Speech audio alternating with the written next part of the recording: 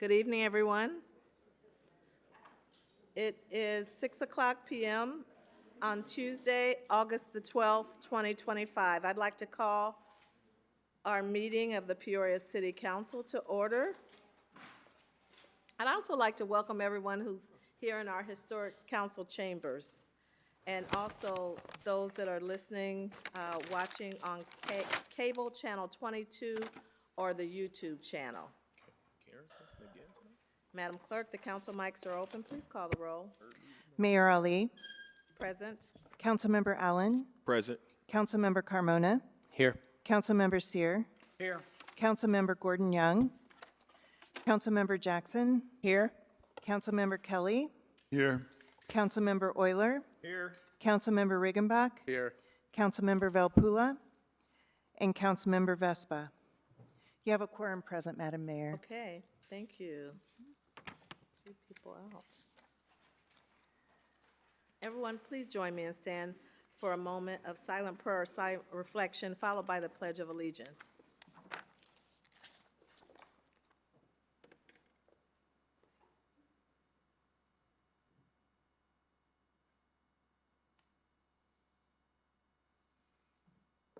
I pledge allegiance to the flag of the United States of America and to the republic for which it stands, one nation, under God, indivisible, with liberty and justice for all.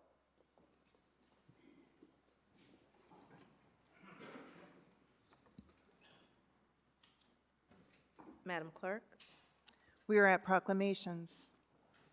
we have one proclamation tonight.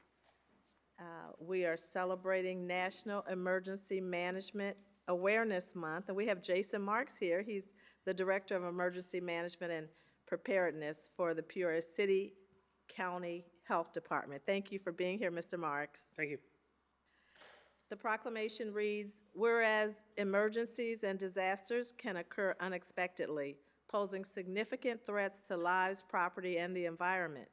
And whereas emergency managers across the country, including from the Peoria County Emergency Management Agency, dedicate countless hours to developing preparedness, response, recovery, and mitigation programs to protect, I've had a cold. I'm going to ask Councilman Euler if you would read that.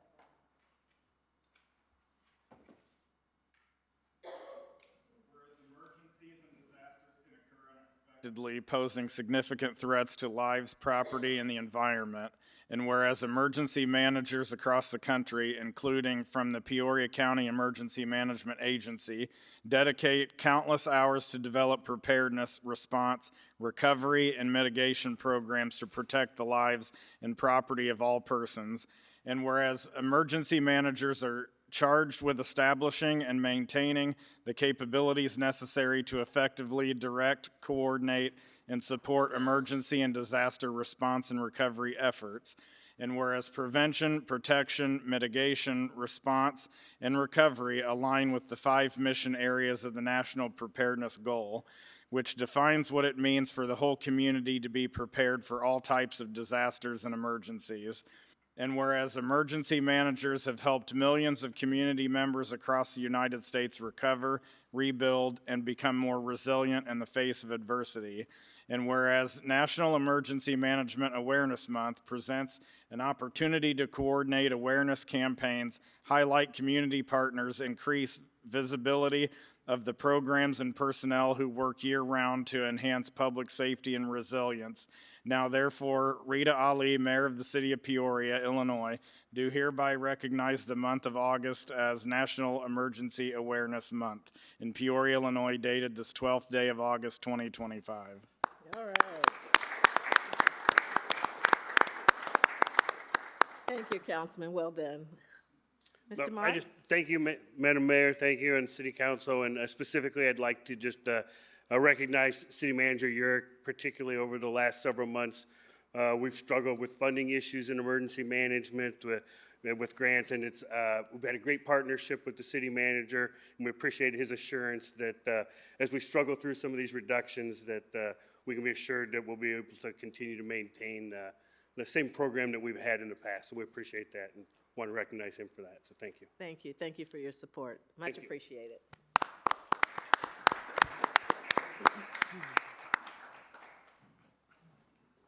Madam Clerk, We are at the approval of the minutes. Councilmember Riggenbach. Thank you, Madam Mayor. I move to approve the minutes of the City Council meeting held on July 22nd, 2025, as printed. Seconded by Councilmember Kelly. Any questions or comments? Please cast your ballots. Motion passes unanimously. Madam Clerk? We have two town items. 25-214 is a request from the town officials to approve the July 2025 actual expenditures and to approve the August 2025 anticipated expenditures for the town of the City of Peoria. Our liaison trustee, Gordon Young, is not here. Trustee Allen? I move for approval, Madam Mayor, or Trustee Ali. Okay, is there a second? Seconded by trustee Jackson. Any comments or questions? Please cast your ballots. Motion passes unanimously. Madam Clerk? 25-215 is a Town of the City of Peoria financial statements, annual audit, and supplementary information for year ended March 31, 2025, with request to receive and file. Trustee Allen? Thank you, Trustee Ali. I move for approval of item 25-215. Is there a second? Seconded by trustee Jackson. Any comments or questions? Please cast your ballots. Motion passes unanimously. Madam Clerk? We are at the consent agenda. 25-216 is a communication from the City Manager and Director of Public Works with a request to approve a purchase with Rare Rig Pacific Company for 702 new 25-gallon garbage carts and 200 lids for replacement and inventory in an amount not to exceed $45,422.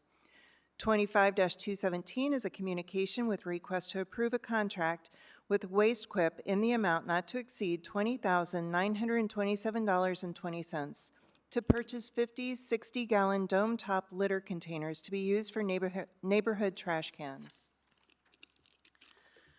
25-218 is a communication with request for the following.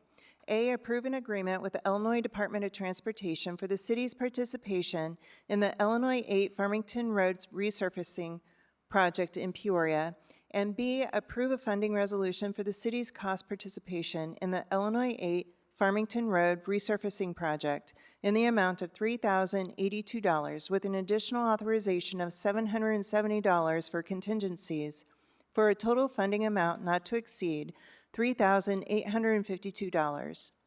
25-219 is a communication with request to approve an inducement resolution for a proposed project with 1301 through 1309 Southwest Washington Street, LLC, to develop the property located at 1301 through 1309 Southwest Washington Street, the former International Harvester headquarters, in the Warehouse District into a commercial and residential mixed-use development.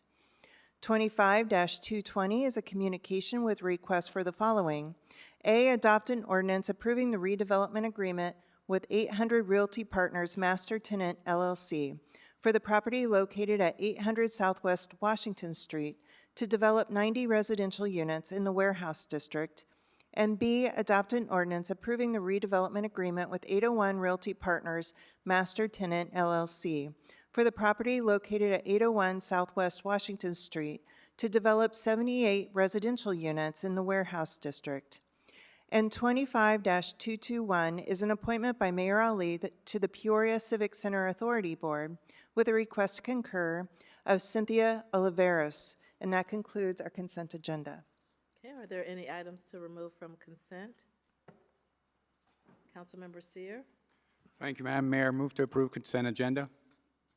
seconded by Councilmember Allen. Any comments or questions? Please cast your ballots. Motion passes unanimously. Madam Clerk? We are at presentations.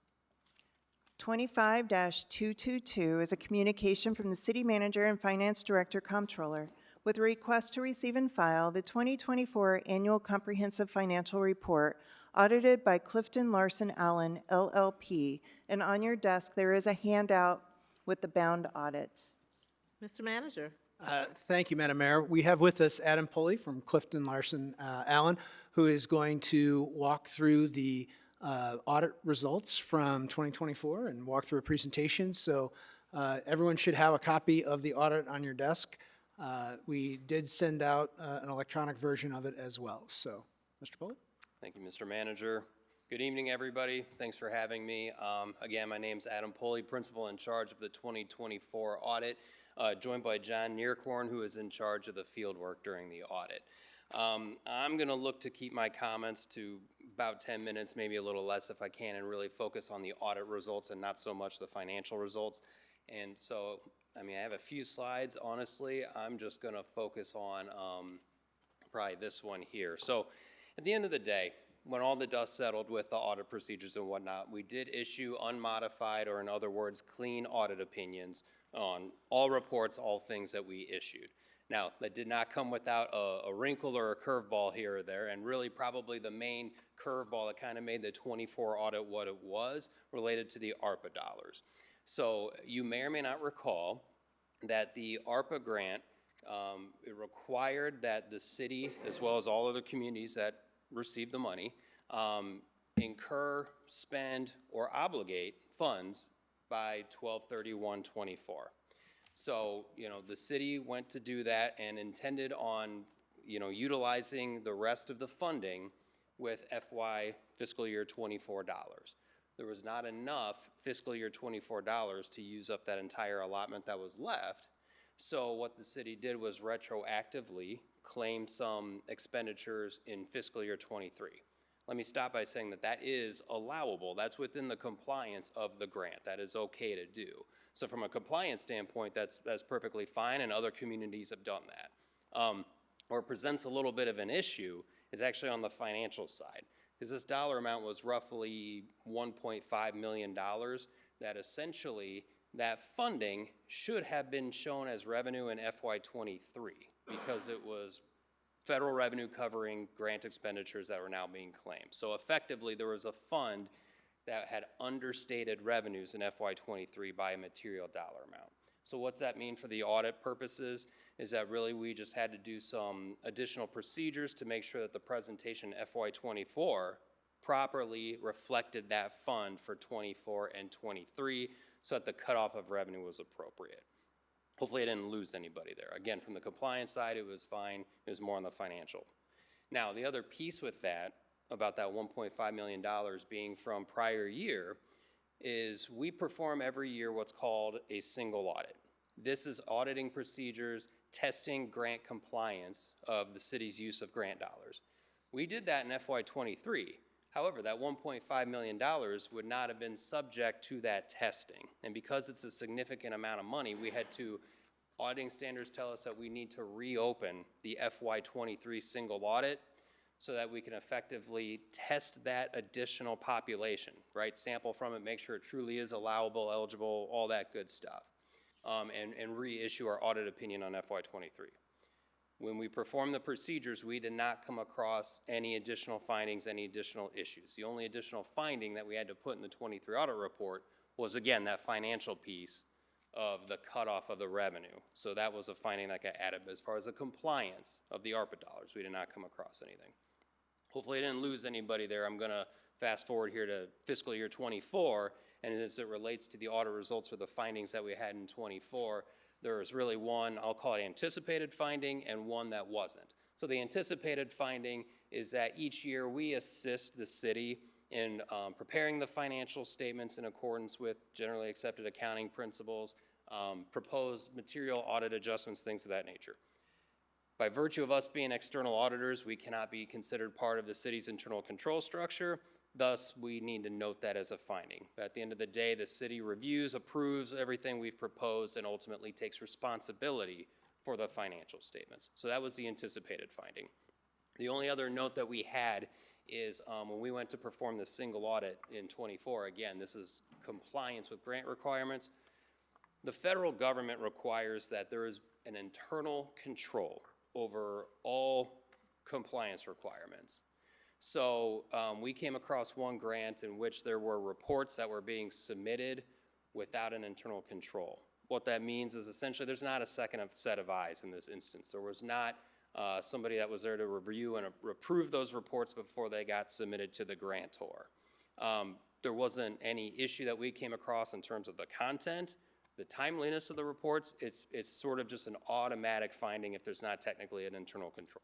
So we noted that as an issue. But otherwise, we did not come across any material weaknesses, significant deficiencies, other findings. That was the audit results. The only other thing that I wanted to touch on is, skip ahead here. Oh, well, anyway, the only other thing I wanted to touch on is we do issue what's known as a letter to governance. This is our opportunity to express to the council if there's any disagreements with management, significant delays, things like that. The letter is largely boilerplate language or what I've just communicated to you this evening, so there's really nothing else to touch on. That's really all I had to present to you all. I'm happy to answer any questions. Perhaps before I do that, I would like to thank city management as well as the finance department. This is very much a collaborative process to complete an audit. It takes a whole heck of a lot of time. And to be honest with you, when it was told to me about these changes in the ARPA dollars, I kind of thought that that might extend the audit process a couple months because this has happened in other communities and we've been through that. The city was on top of our requests to the point where, you know, really the issuance was maybe only a couple weeks later than what it would have been last year. So very much appreciate that. I think the part that really contributed is that city finance department came to us during planning. They told us up front, here's what's happening so that we could plan accordingly. I will say that I'll call it the attitude of not, you know, they didn't withhold that information out of concern of maybe having additional findings. You know, there was an element of transparency being forthcoming with us that really helped the audit process along, so we very much appreciate that. That's all the comments I had. I'll pause there. Hopefully that wasn't too quick, but happy to answer any questions anybody might have. Thank you. Thank you for your presentation. I just have a couple quick questions. One, what was the time frame or the time period from start to finish? How long did it take you to do the audit? We start planning generally in the February time frame. We start doing we call it final field work or on-site field work in earnest. It varies, but usually maybe end of March, April. It's varied over the years. And that lasts for a while, and then we start getting into the report preparation stage, and the reviews take a lot of time as well. We go through several levels of review on our end. So from February until? I mean, July. July? Okay, it's almost half a year. Is that pretty common, typical? Yeah, I mean, a lot of folks that we work with, they sort of refer to they have audit season, and then when they're done with audits, they go into budget season. You know, it's kind of audit budget tends to be how a lot of folks operate. Okay, and then just to help me understand, relative to the changes to the 2023 financials, the 1.5 million that should have been revenue in does that mean that you go back and you change the 2023 audit, or does your information in the 24 kind of correct that? Yep, that's a good question, and effectively how it's shown is so we didn't have to reopen the 23 audit. There's a mechanism in which in the 24 audit we changed the beginning balance and describe in the footnote disclosures, here's what happened, here's why, here's what changed. So it gets reflected in 24. We didn't have to actually revise 23. Good. All right, thanks for that clarification. Council, any questions? I knew you had one. Councilmember Seer? Thank you, Madam Mayor. Excuse me. I don't really have any questions. Thank you very much, sir, for your presentation. Just a couple of points or questions for Mr. Manager. What is currently, or what will be the address of Clifton Gunderson?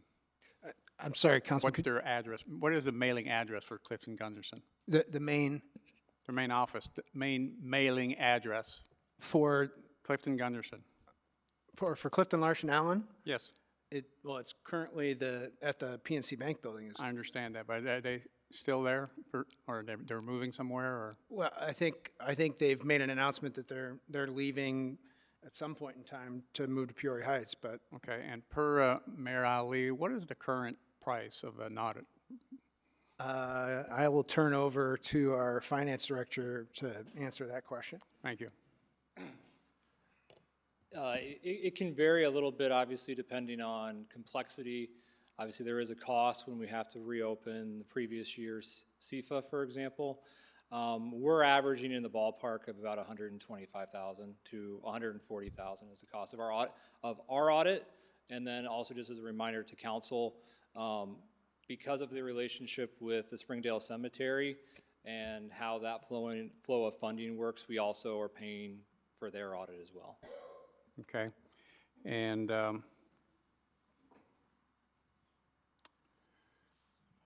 think I'll be it. Thank you very much. Thank you, Madam Mayor. Okay, welcome. All right, thank you very much. I think we need a motion to receive and file. Councilmember Allen has moved, seconded by Councilmember Sear.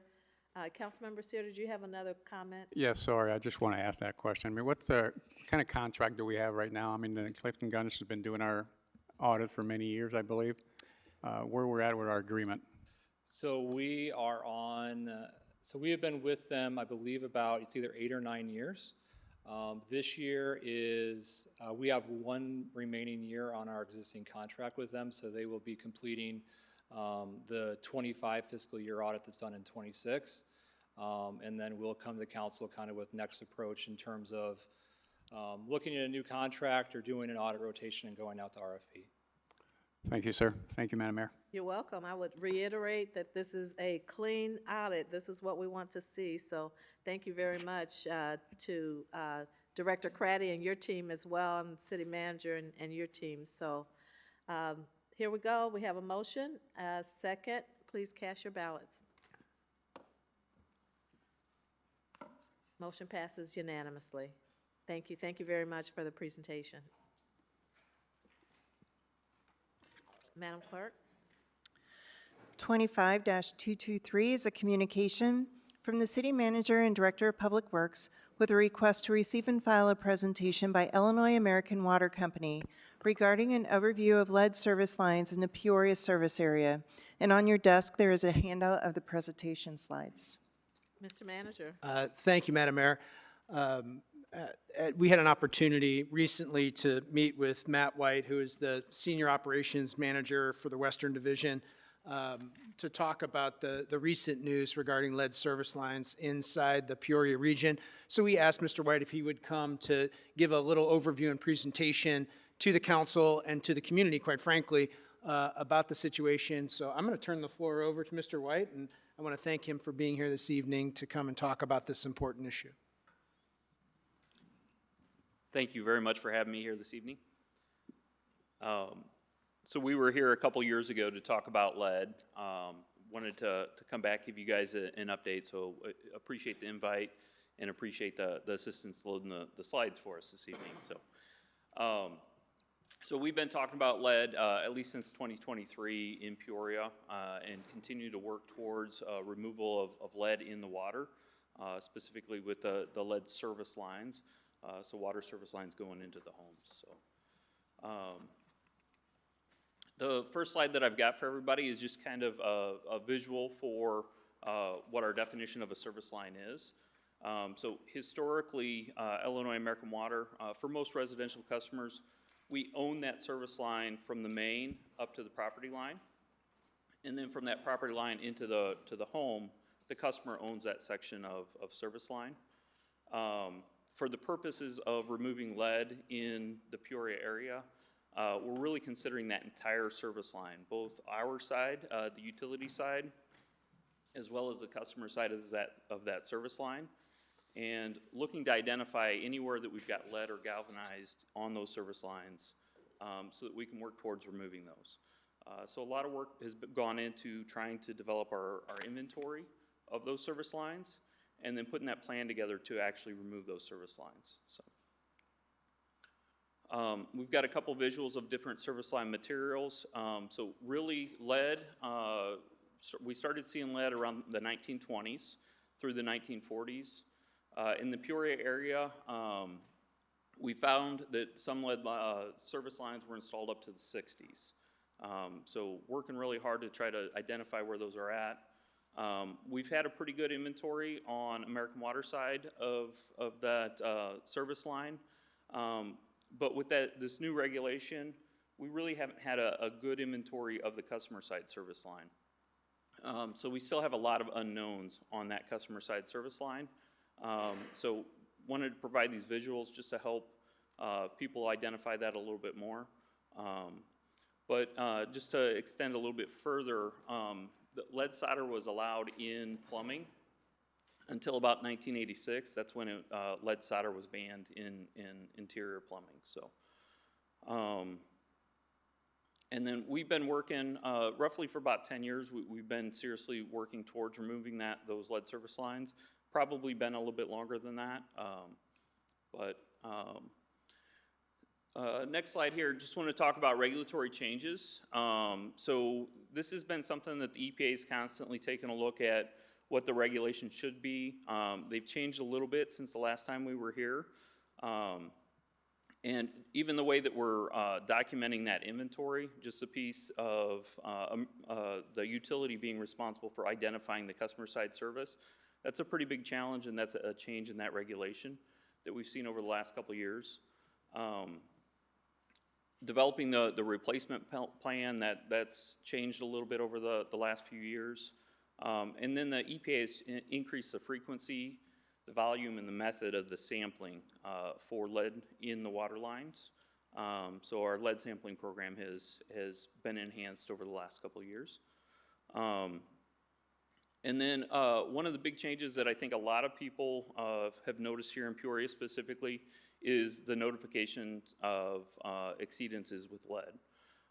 So one of our recent, in January, we did lead sampling. We did have an exceedance of lead, which prompted a system-wide communication. So all of our customers fed from the Peoria water system received a notification of that exceedance, which has drawn a lot of attention to our lead program, which quite honestly is helpful because the communication we get back from those customers is really what we need right now to help identify where we have lead. So we've had some really good feedback from our customers here recently. All right. So on my next slide here, and there is quite a bit on these slides, but I'll try to run through it pretty quickly here. So we test a wide range of contaminants. I think one of the misconceptions from our recent communication is that there's lead in the water leaving our plants and our facilities. The truth is that the lead that we're finding in the sampling is directly related to the service lines or the interior plumbing of those homes. And it's due to that lead breaking down and finding its way into the water services. So there is no lead leaving our plants where we're pumping water into the system.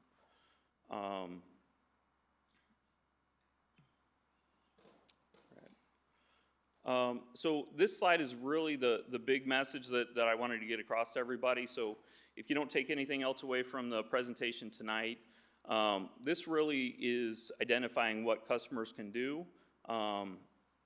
to help identify where their risk of lead might be at their property, as well as we ask customers, if we don't know what that service line material is, to reach out to us, go onto our website, and you can help us identify what that material is coming into your home. We obviously can't go inside of every home, look at the pipes coming through the wall, or at least it's going to take a really long time to do that. So we've got some resources. If you go to our website, it'll point you to the service line inventory map. And on that map, if you type in your address, it's going to allow you to go right to your home. You'll be able to see by color coding. It'll tell you whether we know what your material is. both on the utility side as well as the homeowner side, that it'll show that service line material. And if it's unknown, there's a link there that you can report that service line material. You can take a picture, and it walks you through with a couple different pictures, but walks through how you identify that material and help us collect that inventory. So, and then the other really important piece here on this slide is the lead-free Illinois at amwater.com website you can go to, get additional information on lead, and some more resources there. So, and I know this one's probably hard to see, but this is just a snapshot. I thought it was important to show that snapshot of what it'll look like when you go in to look at that service line material. So at each of the properties, when you type in your property, it'll zoom you in a little bit closer than this picture. But there's little circles at each property. You can click on that, and it'll be a link to show you what that material is, as well as forward you to that link to be able to identify your service line material if you're able to get us a picture of it. Pretty busy slide here. I'm going to kind of focus over to the left-hand side. The communication that we've been trying to provide to customers over the last couple years. So through our website, probably the best resource to learn about lead, specifically if you're a customer of Peoria, go into our website, log into your account, you can get additional information there. We've been sending emails to our customers. We've got videos, press releases. We've got the map that we just talked about. We've been sending out bill inserts to our customers, social media, and FAQs like the session this evening.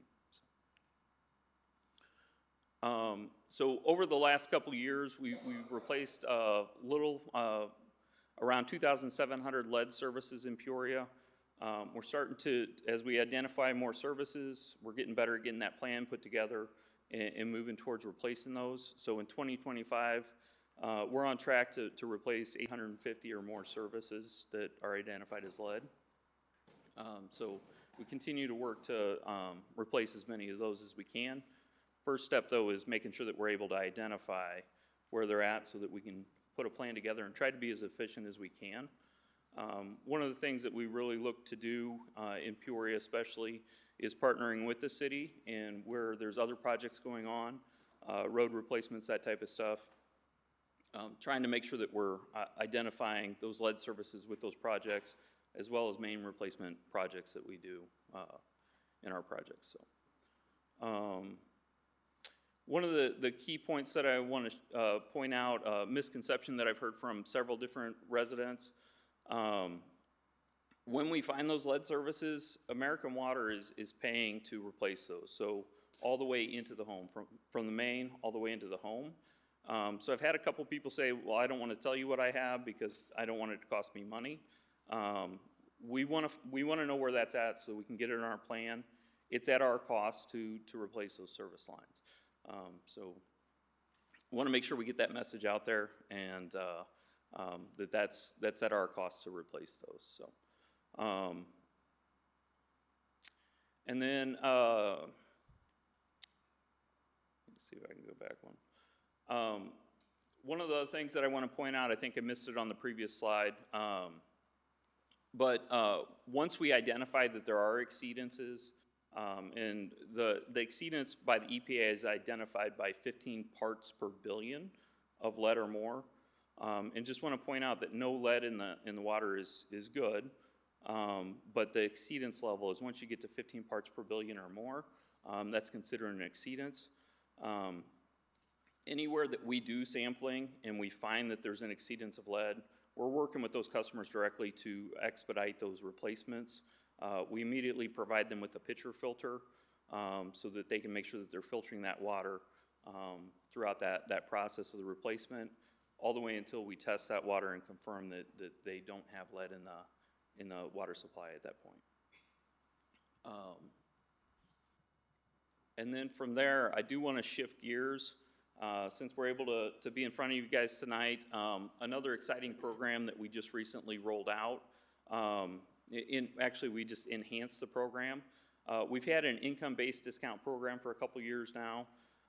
We just updated that to include customers up to 300% of the federal poverty level. So pretty exciting news. It's a good program. We'd like to see more customers participate in that income-based program and essentially save money on their water bill. So we do partner with Dollar Energy. So got the contact info there for anybody who's interested. My team, I've got some cards I can hand out for anybody who's interested in getting more information on that, or you can go to our website and find out more info on that. So with that, I'll open it up for any questions. Okay, Mr. White, thank you very much for showing up to our council meeting and sharing this information and education to our community. It's really important. I talked to you the day that community-wide notice went out. I know it wasn't your best work day, but it was important to get that information out. One question that I have is, how do you prioritize your replacements? You talked about the impact of the older homes. Do you prioritize based on where the older homes are located in the city, for example, versus the county or other areas? But like in the city of Peoria, how are you prioritizing those replacements? Yeah, so the priority, really, if we identify that there's an exceedance of lead in that water supply, that's going to be our top priority. If we have service lines that are leaking, that's going to be a high priority for us as well. Those will get moved up. But the likelihood of lead, we look at a couple different things. But the age of the home is number one. If it falls in with that time frame that they likely have lead, we also, so we look at the construction of the home. We look at the age of our infrastructure when we installed our water main. Typically, we replace those service lines when we replace water mains. So there's a couple different elements that we look at there. But the outside of the records that we have, the best tool that we have going forward is customers self-reporting and letting us know what they have coming through the wall. Since we don't own that service line, it's hard to tell whether work's been done there and that lead has been replaced, regardless of the year of the home. So right now, the big piece is trying to identify where we have that lead, but absolutely, looking at the age of the home is one of the main things that we look at as far as putting that plan together. Okay, so if a homeowner or a tenant test their water, they get one of your home test kits and they test their water and it seems to have high levels of lead, they contact you, and then is that made a priority then for you to just give them a filter, or are you looking to do more than that?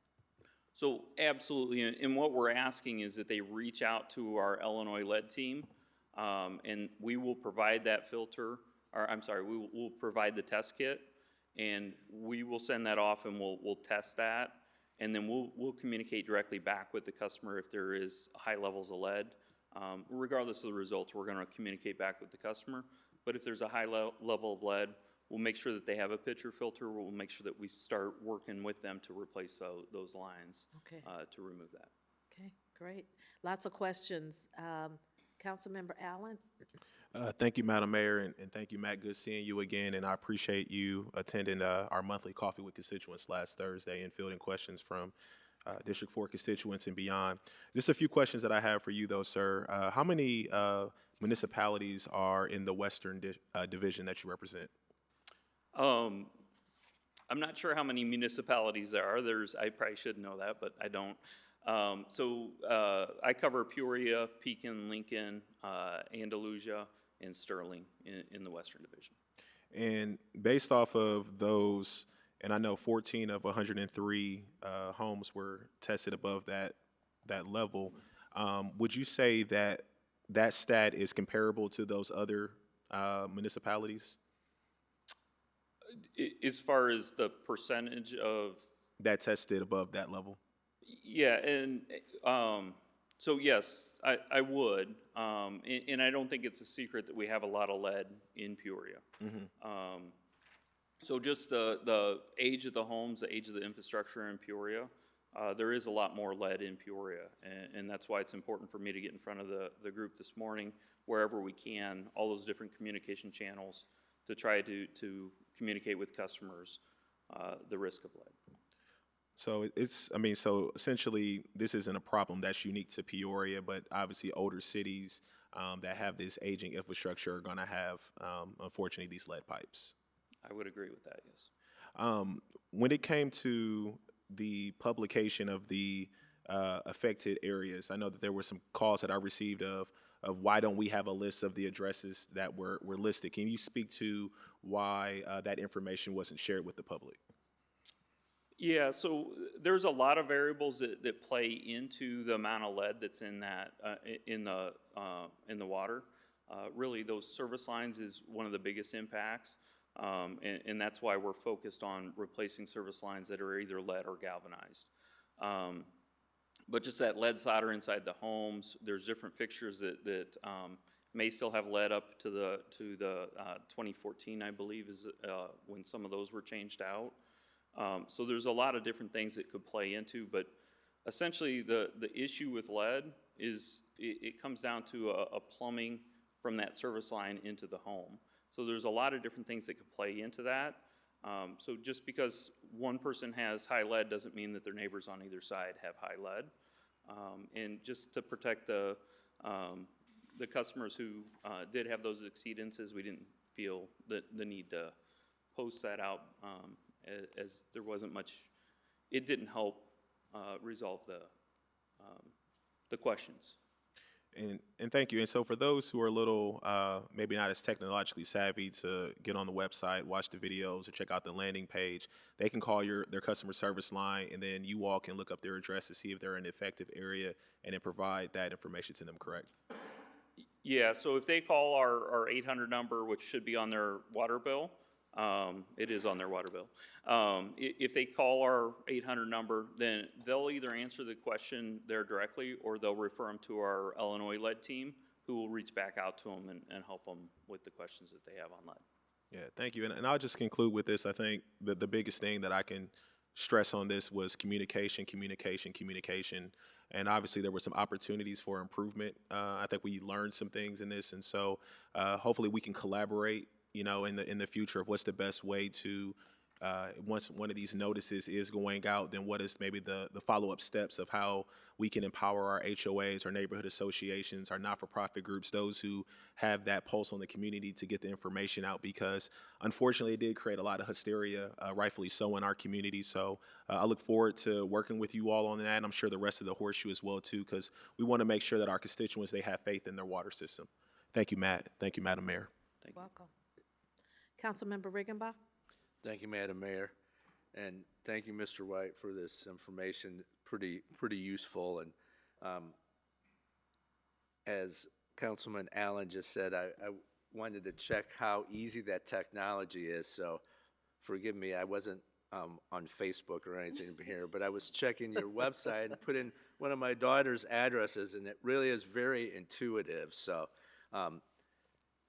to help allay those concerns, if you're not tech savvy, the map to get there to the map is pretty straightforward, and it's very telling. It shows what is on either side of the line, on the customer's responsibility, customer side, or the supply line. So it's very useful and very interesting, I think. And one question about the income-based discounts that you have, I think that's something that we don't want to let go by without highlighting. Is that also, does Dollar Energy on our PowerPoint, it says apply online, is it through your website again that they would do that? So if they go to our website, it'll point them back to Dollar Energy. But because that's because of privacy reasons, we use Dollar Energy to administer that program. So it's going to point them back to Dollar Energy. They'll work on identifying that federal poverty level for that specific customer. They report that back to us so we can apply the appropriate discount. So I think that's very important information for us to know, because as we have constituents call us asking for that kind of assistance, and I see our township supervisor here too, so I'm sure she's well aware of that program, but thank you for highlighting that tonight as well.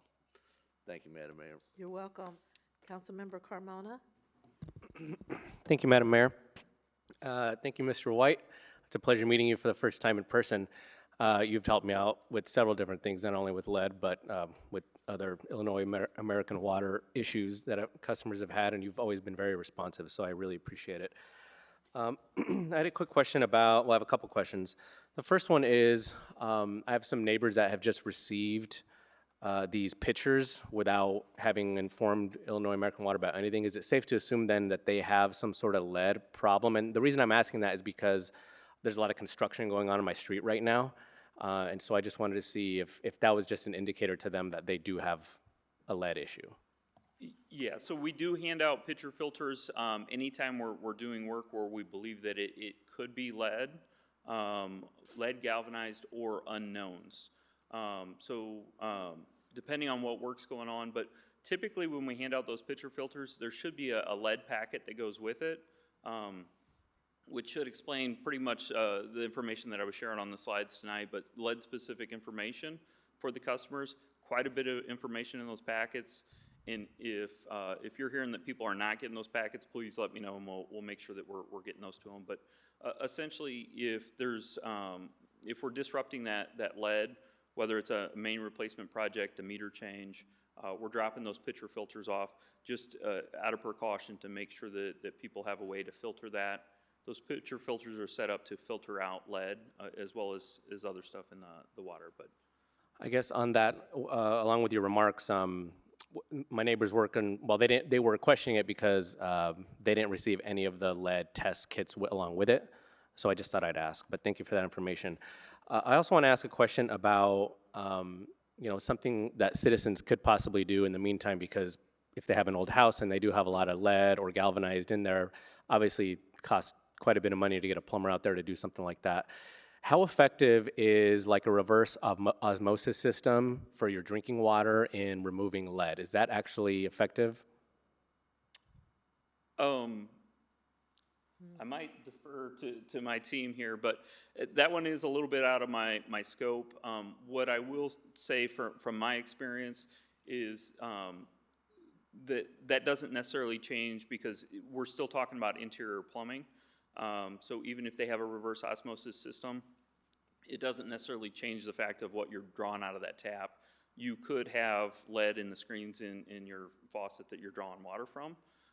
So my own personal experience, I don't know that necessarily completely eliminates the risk of lead. So. Understood. Thank you. Yeah, I just thought I would ask because if it's a situation where somebody needs a bunch of money to replace several of their lines, maybe it's more cost effective for a certain period of time until they can gather the rest of the money to run new lines, maybe run a new faucet and a reverse osmosis system, which are not terribly expensive. So I just thought I would ask you about that. Yeah, and I think on that piece, I would defer people back to the pitcher filters, the water they're drawing out that they plan to consume. Right now, that's a recommendation from the EPA, and we're following that guideline. So. Okay. Thank you very much. Thank you, Madam Mayor. Good question. Councilmember Jackson? Thank you, Madam Mayor. Well, thank you, Mr. White, for meeting with me about a month ago and informing me of the situation. I just did have one question. Is there an update on those residents that were impacted when we met? Will they be getting the work done, the remediation work? And how long, on average, does it usually take? Yeah, so you're talking the customers with the lead exceedance that were identified, so the 14 properties in Peoria. Those, all but one of those have been replaced. The one service that we're waiting on, we need to get it in the home, so we're working with that customer when they return home so that we can get that service line replaced. But we worked as quickly as we could to get those services replaced. And with all the customers who are asking for lead sampling going forward, we're going to continue to make those a priority and get those replaced as soon as we can. Thank you. And one last question. You said there are a lot of unknowns. Is there anything the public can do to help you all get some of those unknowns answered in terms of identifying what they are and what you need to move forward? Yeah, so going on to our website, looking at what that service line material is at their home, and if it's showing an unknown service line there, following those steps to identify that, that's probably the easiest way to help us fill out that inventory and identify where we don't know where those lines are. That also has provided some of the customers I've talked to a little bit of comfort level. If they're in an area and they're not sure what it is, then they can see if they've got copper, they've got plastic, and helps them identify what kind of risk they have. So, and again, if they're not interested in on going to the website or don't have access, reaching out to our 800 number, and we can point them back to people who can help them out. Okay, thank you very much. Thank you, Madam Mayor. You're welcome. Councilmember Seer? Thank you, Madam Mayor. Thank you, Mr. White, for being here tonight. Just a few questions. Number one, are you aware of the boundaries for our 5 districts in the city of Peoria? I am. Yeah. Okay, so I just want to try to make people feel a bit better. If I watch your presentation, you're talking about 1986. I mean, I moved to Peoria in 1985. I've seen tremendous amount of growth in the last, 39 years. Is that okay to assume that if your house was built after 1986, that you should not have any problem with lead? Is that a correct statement? There's much less chance that you would have a problem with lead if it was constructed after 86, yes. So if you look at our constituent District 4 and 5, which where most of the growth has been the last 39 years, I mean, all these new houses, they should not have problems with lead. Is that correct? The short answer is that is correct, yes. Okay. In your presentation, you start in 2020 also. I mean, what happened? I know you're fairly new in your responsibilities. What happened from 1986 to 2020? Did the American Water invest any money at all to make any correction in those 34 years or so? What happened basically before 2020? And the reason we document 2020 is that's when we really started focusing on lead. We just don't have we don't have clear documentation of lead service replacements prior to that. Now, Mr. Manager or Mr. Hayes, do we have any record anybody got sick lately, or are we? I mean, what do we have? Are we liable, or is American Water liable if anybody gets sick? So the lead liability issues wouldn't fall to the city because we're not supplying. I'm sorry. There you go. We're not the water utility, and I think Illinois American could deal with whether there's any exposure to liability there. I'll tell you that the changes that the 2020 stuff, and there's been a lot of back and forth between regulatory authorities nationally about how to test for lead. He mentioned that they've improved their lead testing. That's because the lead and copper rule has changed a couple times over the last decade. And so there's been a lot more activity, both by our federal regulatory agencies as well as the state, to push and to allow these rate-controlled entities into an active phase where they can utilize their rate-payer funds to remedy these issues.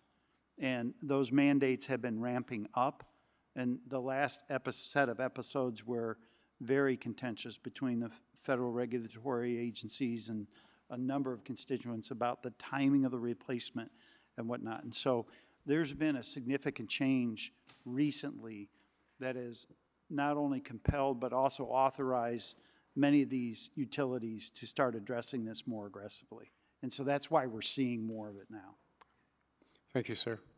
Thank you, Mr. White, for being here. Thank you, Madam Mayor. Welcome. Thank you. Councilmember Kelly? Thank you, Madam Mayor. And thank you, Mr. White, for your presentation and the good work you're doing out there. One question, do any of your mains have lead problems? So I'm not aware of any lead mains that we have in Peoria. The focus for the EPA as well as American Water is on those service lines, so from the main into that property.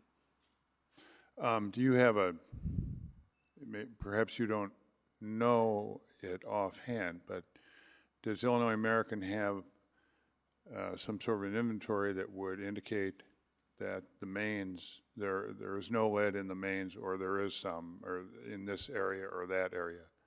Yeah, we've got very good records of the mains that we have in our systems. I imagine so. So I take it you're not compelled, if you do have some leaded mains, you're not compelled to replace those as much as to individual homeowners or individual properties. So again, the main focus is on those service Yes. lines. That's where we have the most potential for impact to our customers. So that's where the focus is. Okay. Sorry if It would not be, directly answering the it would be nice to know if, if your mains are lead-free. Secondly, if you have a homeowner who has lead solder, galvanized pipe, et cetera, in their home, does part of your service include doing a survey of their home, pointing out, okay, we got a problem here, we got a problem over there, this looks clean, you know, et cetera. Is that part of your service? No, that's outside of the scope of where we're focused right now anyway. I think if customers have a concern with having lead in their water supply, in their home, is asking us for that lead sampling kit and doing the lead sample, and then we can give them a definitive answer as far as lead levels in the water supply. Oh, okay. So I'm pretty sure I understand your answer, but so we have, let's say, replaced the supply line coming into the house, and we still have a lead problem because of the test, because of the testing kit. Is that it? Then the homeowner then, So or Illinois American Water doesn't go any further than that. Is that accurate? So to my knowledge, we have not ran into that problem yet where we've replaced and there's no lead in the service line, either the utility or the customer side, and that they've still had an issue with lead exceedances. That's very interesting. All right. We did. That would definitely be something our team would work with that customer to help them identify where there might be some other areas to look within that interior plumbing. Okay. Thank you very much. Yep. Thank you, Madam Mayor. Welcome. Councilmember Carmona? Thank you, Madam Mayor. Sorry, I just want to hammer home this reverse osmosis thing now that I think about it some more. For the people who weren't listening, one of the team members back there said that it does remove lead from your water, correct? Okay, so that is correct. And now that I think about it more, because I installed my own, your water main goes to the kit. Basically, it goes to a set of filters. The filters then go to a reservoir that comes in the kit that stores water. And then that goes to a 1/4-inch line that runs to your sink that also comes with a faucet that comes with a kit. So everything you get from this kit is clean, brand new, and will, help you out with this problem. Now, the reason I'm saying that again is please replace your pipes if you find them, but this is in the meantime, kind of solution if it fits for your situation. So thank you, Madam Mayor. Okay, you're welcome. Thank you. Thank you. Boiling the water does not work, does not remove lead. I'm sorry, one more time? Boiling water does not remove the lead. No, it does not. Let's continue to work together, to partner, and to continue to educate our residents. So thank you very much for being here. Mr. Manager, did you have any additional wrap-up? Nothing at this time. Thank you very much, Madam Mayor. Okay, can I get a motion to receive and file? Moved by Councilmember Carmona, seconded by Councilmember Allen. Please cast your ballots. Thank you, Mr. Matt White. Appreciate all. you and your team for being here. Thank you. Have a good evening. Motion passes unanimously. Thank you.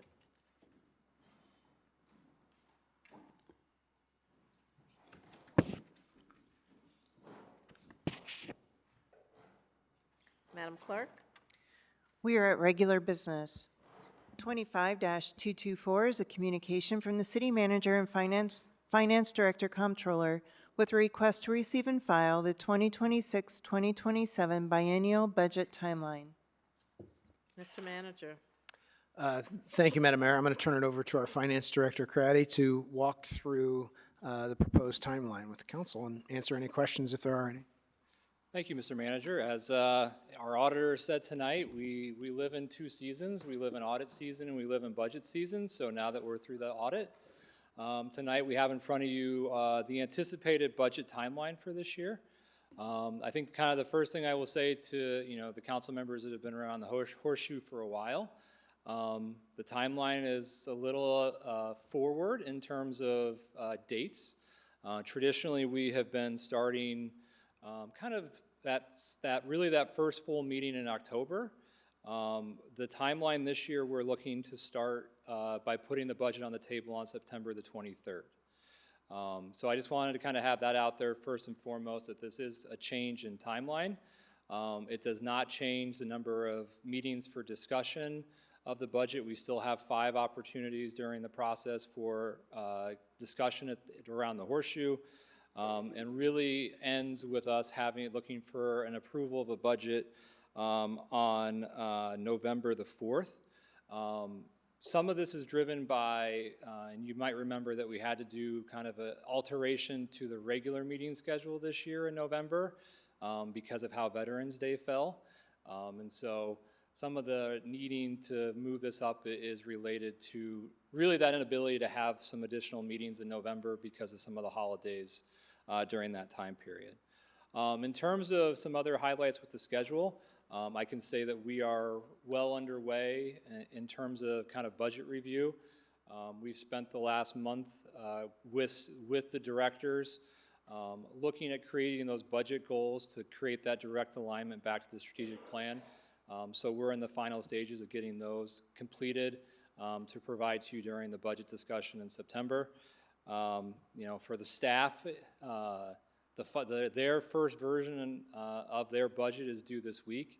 And then I meet with them in earnest beginning the following week. And then we have meetings with the manager and myself at the beginning of September so that we have enough time to prepare it to bring it to council. We are slated for the public hearing on the budget on October the 7th. There is a scheduled date for a truth and taxation hearing if necessary. That is still an item we are waiting from the county, from the assessor's office to kind of see where EAV is going to land this year. We don't have a definitive number. We'll keep council in the loop on if there'll be a need for a truth and taxation hearing. And like I said, really the goal here is to have the budget, all the voting for the budget as well as the tax levy and other items at the meeting on November the 4th. And with that, I'm available if council has any specific questions on the timeline.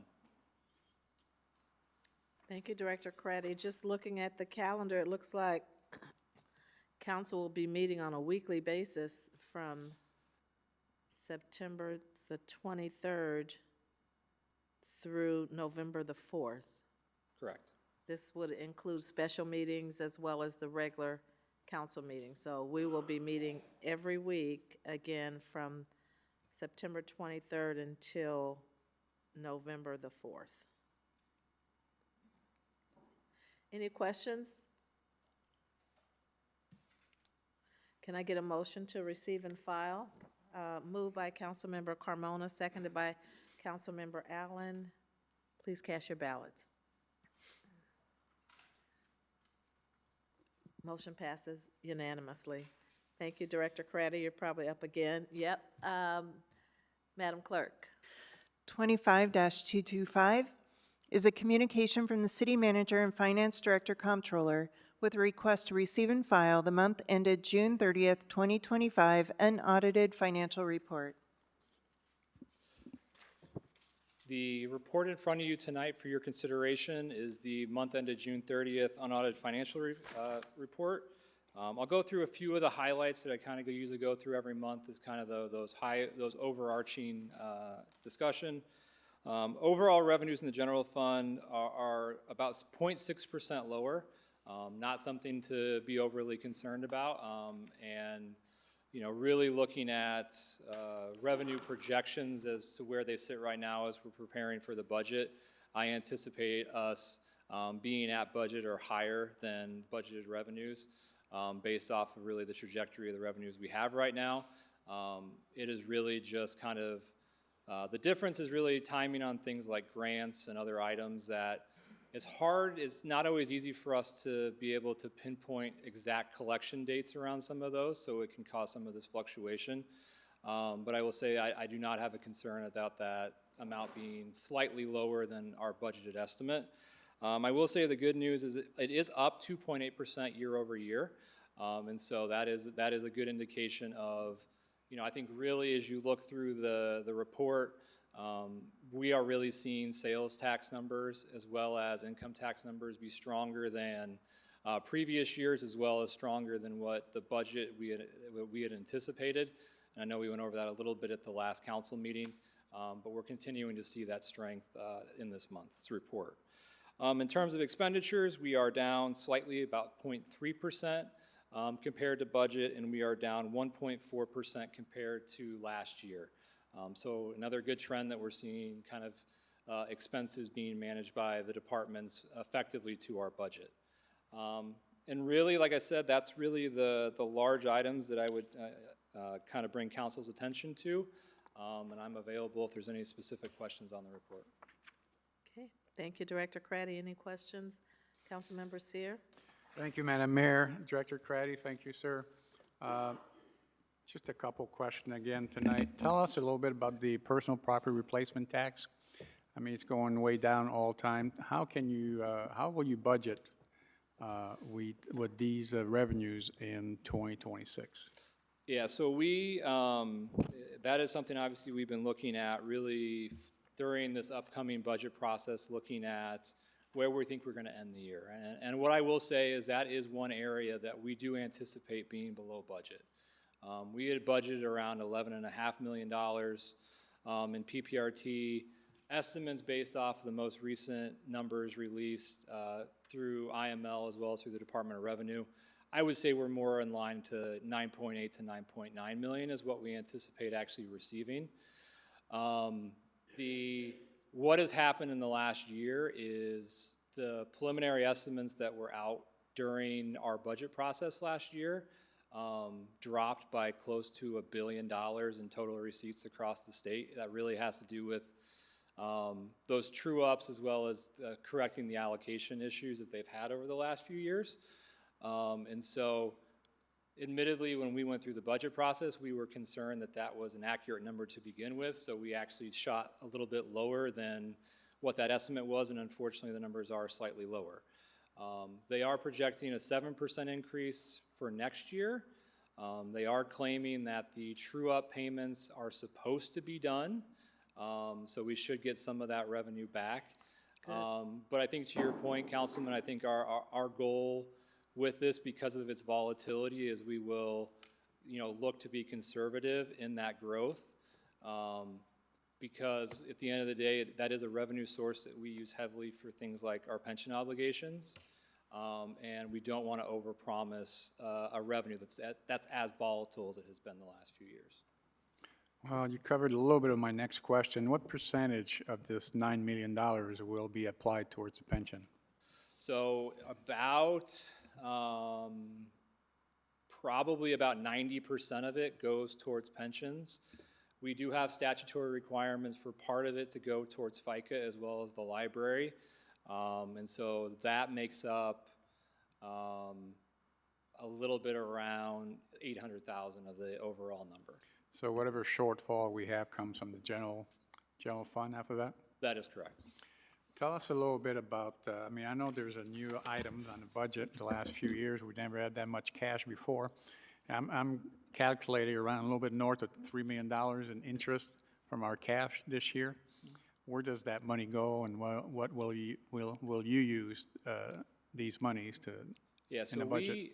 So last year in totality across all of our funds, we collected about $9 million in interest. This year I anticipated it being down slightly, just because one, we've had one drop in Fed funds. We anticipate at least another to a second. So we've had some lower rates. We have also been using fund balance, so we also anticipate a slightly lower number. But the $3 million that you are discussing is the amount that we have in our general fund. So really every dollar we make in that market helps to offset whether it's revenue reductions for loss of revenue or increases in our needs. It's helping to offset our general fund costs. Okay. Thank you again for taking my phone call on a Sunday. You've always been very gracious about that. I always ask you about specialty accounts that were in the negative. Yep. Any concern, do you have any concern, especially like capital fund is now down $8 million? And we have some other ones that we talked about before. I'm not going to ask you again, but any concern with any fund that are negative right now? Not from my standpoint. The ones that we know are negative and potentially have been running negative, I know obviously we talk heavily about the garbage fund. I would say we have plans in place to get those back to the levels that they intend to be. I will also say one item on here that I think can be a little misleading is the IMRF fund. Right now that shows a $2.7 million loss. That really has to do more with your difference between accounting principles and how you budget. So if you remember correctly, when we did the early retirement incentive back in 2021, we loaned money from the OPEB fund to pay for that early retirement incentive so that we could pay 3% interest instead of 7.25. So it was going to save us money in the long run to do so. From an accounting standpoint, it is booked as a loan, but it's not addressing the actual fund balances. So when really the fund balances should be shown about $4.5 million lower on OPEB because that money has been loaned to IMRF, and IMRF funds should be more around $2 million on the positive. So that's always a review and calculation I do to make sure, that really the requests in the budget are keeping the IMRF fund where we need it to be so we have those dollars to fund those pension obligations. Thank you, sir. Last question for you. Tell us a little bit, the most important account for me is our emergency fund, the general fund. We're down to $37 million. Year-to-date actual was down $13 million. Tell us a little bit, or tell people about our conversation on Sunday about that money, number one, and number two, what you hope to be at by December 31st of this year, please. Yep. So, I think as we talked about a couple of times during these discussions, a lot of that large negative amount that you're seeing in the general fund has more to do with the lag in revenue collections. So we had almost 3 months of expenditures with no recognition of revenue because of really the timing differences on a modified accrual basis. So what I anticipate kind of looking at trying to have my crystal ball out in terms of how the year is going to go, as I anticipate us. If you remember, we were intended to use about $2.5 million of reserves this year due to the increase in police and fire pension contributions. I anticipate that's probably our worst case scenario this year. I anticipate that we'll probably be slightly better off when all is said and done. So I am not overly worried that the number currently sits at a negative $13 million. We will be back in line as we get closer to the end of the year. Okay. And lastly, just a comment, and I made a comment to the city manager. This report here, I think it's important for us that as we read these reports, and I'm assuming they go out to the public, don't they, these reports? Mm-hmm. I think it's important that we have the accurate date. I do not manage any department. That's our city manager. But I would really appreciate if we pay a little attention to these reports and have the accurate date on these reports. I think it's very important to me. If I'm going to take the time to review these reports, I got to make sure that this report should read the end of June, correct, not the end of May. That is correct. Thank you very much, sir. Mr. Manager, thank you, and Madam Mayor, thank you very much. Can I get a motion to receive and file? Moved by Councilmember Euler, seconded by Councilmember Riggenbach. Any additional questions or comments? Please cast your ballots. Motion passes unanimously. Thank you, Director Craddy. Madam Clerk? 25-226 is a communication from the City Manager and Director of Community Development with a request to receive and file a report back on tiny homes serving the unhoused population.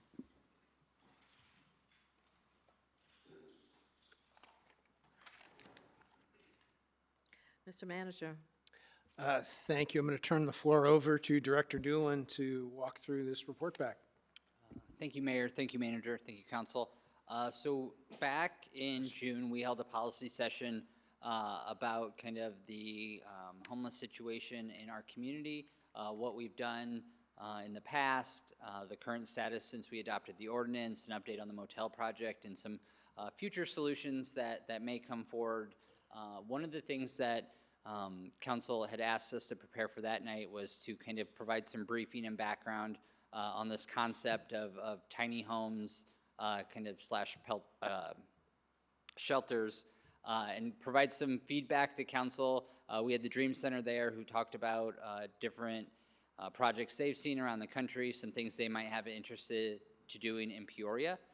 Part of the policy session, though, acknowledged that as of right now, our code does not allow for these pallet shelters to be in place, whether that's through the zoning code or the building code. So part of that policy session asked staff to go back and look at what codes would need to be changed if we were to move forward with allowing a future project like this in our community. So tonight before you is kind of that first step to get direction from Council if this is a path we want to continue to go down. Essentially what this does, the feedback we're getting specifically is, do you want to allow them in Peoria? If you do, and ask staff what our recommendation was, that's outlined in the communication. It would be to add the definition of transient lodging within our our zoning code, amend the permitted use to allow transient lodging as special uses in R5 through R8, multifamily residential, CN and C1, and then add specific performance standards around there. What we would do if we get direction from Council to pursue that path tonight or any other direction would be then to take those code amendments through the Planning and Zoning Commission like we would through all zoning code changes. At that point, that would also allow for some additional public hearings as that process, if the public wanted to weigh in about those changes and then bring it back to Council. Kind of through the same path, we'd be looking through bringing building code changes to allow for those in Peoria as well. So happy to answer any questions as well. Director Doolin, does that mean, if the building code is amended to allow these dwellings, that means that it could happen anywhere? They would be allowed anywhere within the city? No, they would specifically be allowed, well, if you look at what we would recommend if you move forward, just in those specific zoning codes. So right now, the building code doesn't essentially allow for kind of the pallet shelters type things, like they don't have running water, they don't have like that. So there's two angles that they aren't allowed in the city of Peoria, the building code and the zoning code. So we still have to work on figuring out with how to allow that to some degree in the building code, but they still would only be allowed to be built in the specific zoning code selected. Okay. Okay. Councilmember Riggenbach? Thank you, Madam Mayor, and thank you, Director Doolin, and to all those that have been working on this for the last couple months, and we probably should say for the last year.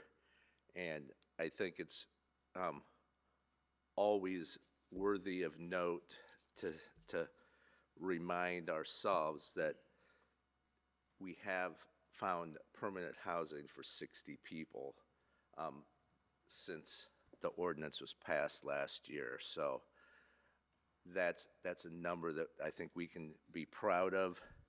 but it's also, as we've seen in the last 6 months, that number doesn't seem to go down either. So I really am encouraged to see this come forward tonight, to make these changes that would allow it.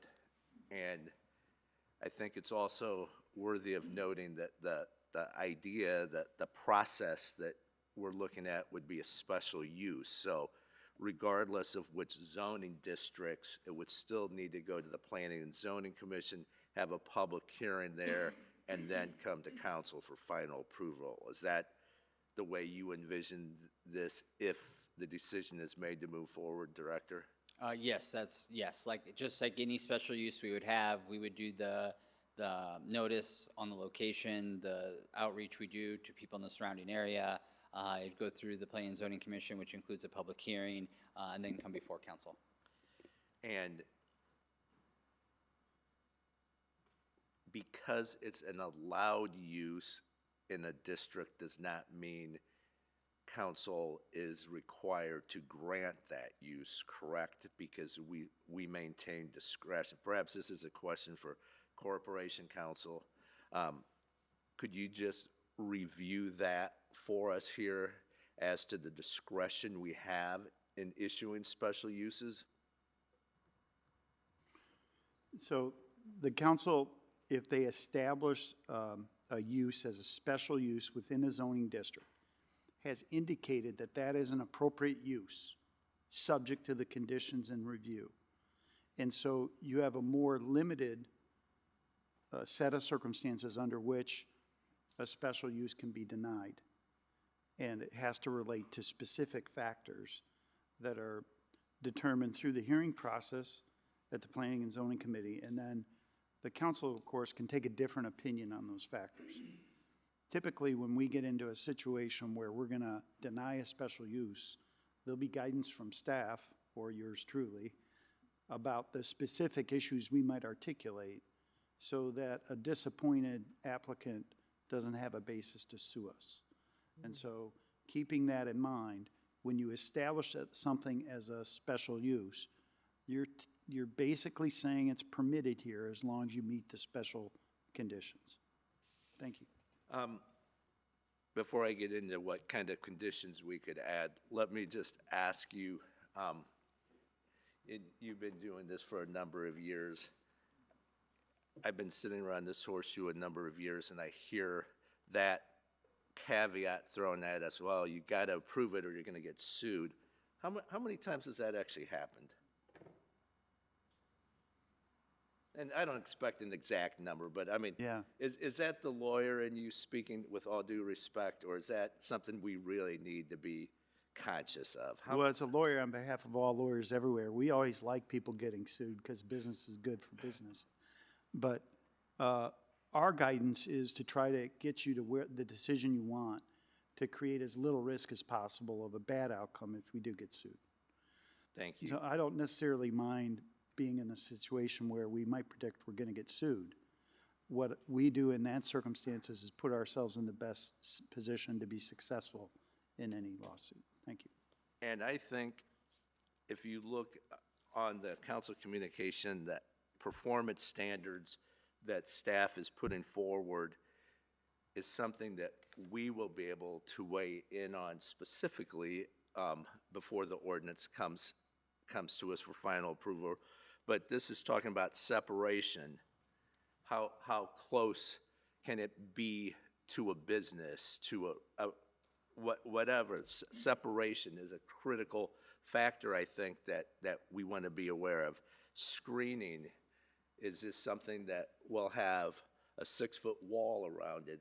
How are we going to screen it? Dream Center had some great examples from other municipalities that have had screening that can be enhanced to match into the environment. The maximum number of units, supportive services, what kind of supportive services would we allow and perhaps even require? So I think tonight we want to issue a relatively broad brush to staff to go forward, to put this forward to the Planning and Zoning Commission without limiting ourselves too much. So far, we've had one of our service providers approach us about an idea, and I would just caution us about making the funnel too narrow, that nobody's going to be able to do this, because we do still have a problem. We still have, excuse me, let me reframe that. We do have people that are living unsheltered, and I still am convinced in my heart that this is something that needs to be explored even further as we move forward. And I appreciate the zoning districts, but I don't think institutional should be ruled out, and even B1 with certain restrictions, I think, is something that I'm not prepared to rule out, and I would hope that we would allow staff the time to see, first of all, if there's properties realistically that would be available and how we could frame them to meet the standards that the council wants. So I would say I appreciate the effort so far and look forward to seeing this move on to planning and zoning. Okay. Thank you, Councilman Riggenbach. And I just have to respond that this just doesn't paint enough of a picture for me, not yet. And I know it's still exploration, but I want, in practicality, I want to see or know more about how it actually plays out in Peoria, where it might play out in Peoria, how it might play out in Peoria. We got the presentation from the Dream Center, and I know what they want to do, and I know where they want to do it. I'm not comfortable with where they want to do what they want to do with the tiny homes, and I'm not there yet, Councilman Riggenbach.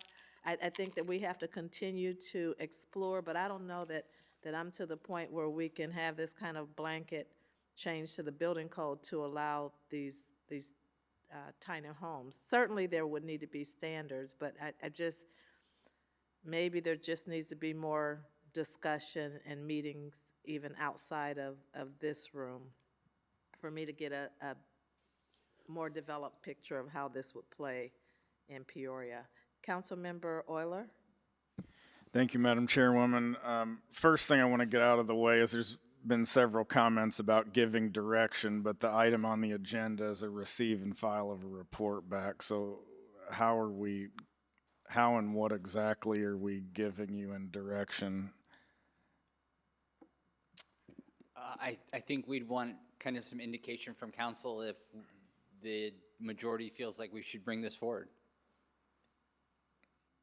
So whatever the motion is shouldn't be a receive and file then, if we're going to give some direction, correct? I would ask Corporation Counsel if he could help me with that answer. Our clerk raised this issue for me earlier today too, about how we express this in the agenda. We're not looking for the council to give final direction. We've been in these conversations a few times where we talk to council about how staff ought to proceed, and we get a sense, because the comments from the council members give us the context of where we might find a consensus of the council. So we're not looking for a final yes or no. From the comments so far, by way of example, Councilman Riggenbach gave a few examples of areas where he felt this should be permitted and authorized. The mayor indicated, I don't have enough context right now to make a decision. You know, from that, council's basically, unless somebody alters that from additional comments, indicated they want to hear back from us before we go to the Planning and Zoning Commission with a set of ideas. A little more context, a little more depth of what the different options are. And so that's the exchange we're looking for here, with council expressing their opinions. You know, I'd be for this, but I would really be concerned about the setbacks or density or whatever the different issues might be in our typical zoning decisions that you might see. We had a lot of input from council about how we were adjusting the short-term rental ordinance in conversation with council, that we then came back and I think hit the mark, at least in that episode, of where the consensus was. So we're looking for input from you tonight, from any or all of you, no matter what that input is, for or against, or the different contexts. And then we'll, I think at this point, if Joe asked me, what should we do? I said, we better put together a little more information responsive to the comments we received and get it back in front of council before we go to planning and zoning. So that's how I see that going forward. Thank you. So to that, I think probably, in my opinion, a more appropriate way to handle this would be a policy session, and I'm in line with, I think, where the mayor's at on this. Is I think the tiny home concept is great and probably where we need to go at some point with this. I also think that, you know, we need to have zoning and building standard changes to allow tiny homes in general as more of a real estate option and attractiveness outside of this discussion. But one of the concerns I have here with it right now is the where plays a big factor in this and how we're going to actually execute it. I've been here a few years now and watched how some of this stuff plays out and the actual effect it has on the community. And one of the challenges that we have downtown specifically is that every time this topics like this, when it comes to subsidized housing, lower income housing, giving out services to the community that are needed, what happens is a concept gets pitched out there if somebody wants to build this facility in this neighborhood, and then we have a public discussion on it, and then the public goes out and arms against it. And so the end result is every one of these locations ends up downtown. And so all of our supportive housing type services end up downtown because that's the one place that they are allowed to go without coming to us to have a discussion. And I think for me to be comfortable continuing down this path, we need to have that discussion with it of where are we going to allow this to go? What is our community, city plan and vision for addressing this? It has to be an all-encompassing plan, not just piecemealing things out there and then ending up with the unintended consequences down the road like we're currently struggling with. So as far as the issue goes, I think we've got to have the whole discussion before we can have parts of the discussion. But I do have a few questions on what's in front of us here. One of the topics is housing that's less than 120 square feet. And I guess, how did we come to a number need that's, you know, less than 120 square feet, and how does that really function and play out? Because that doesn't really seem like a livable circumstance to me. So I think that specifically comes from the building code, and that's something that we have to amend. I think that the Dream Center's proposal, they were about 70 square feet. And just to Councilman Carmona asked me earlier, I mean, tiny homes are, for the most part, allowable in the city of Peoria under the right parameters. What is being proposed in the transient lodging is more of your pallet shelters. This is a 65 square foot, 4 walls, HVAC, I mean, not an HVAC, but a wall, air conditioning unit, heating unit, and a bed in it. It's not your tiny homes, the shipping container homes. It's not a smaller kind of studio apartment that's on a lot. For the most part, in our community, those would be allowed to be built right now under the current zoning codes and building codes. These are much smaller and aren't really considered dwellings because they don't have water service. So there's quite a few changes that need to be made to allow for that in the building code. Well, I can see the effect of potentially taking out bathrooms and kitchens and having communal services and the size impact that that has. But I really don't see how a 65, 70 square foot room is going to cut it here. So I also have concerns with that when we come down to having additional conversation on this. I think I had someone in the community take me out a couple weeks ago and show me a place that they thought would be a good site and give me some insight to a model that they had. And I can see how this concept could work, but I still think that there's some issues on the sizing, and we really need to have an all-encompassing parameter discussion than, you know, a blanket change. And it indicated in the packet that kind of the allowable current situation is maybe 400 and some square feet, and going from that to 70 is, to me, too big of a cut. So, thank you. Welcome. Councilmember Kelly. Thank you, Madam Mayor. Before I get into my remarks, I would just like to second the idea that Councilman Euler has. We've got a lot of issues here, and maybe we need a policy session on it. The things I had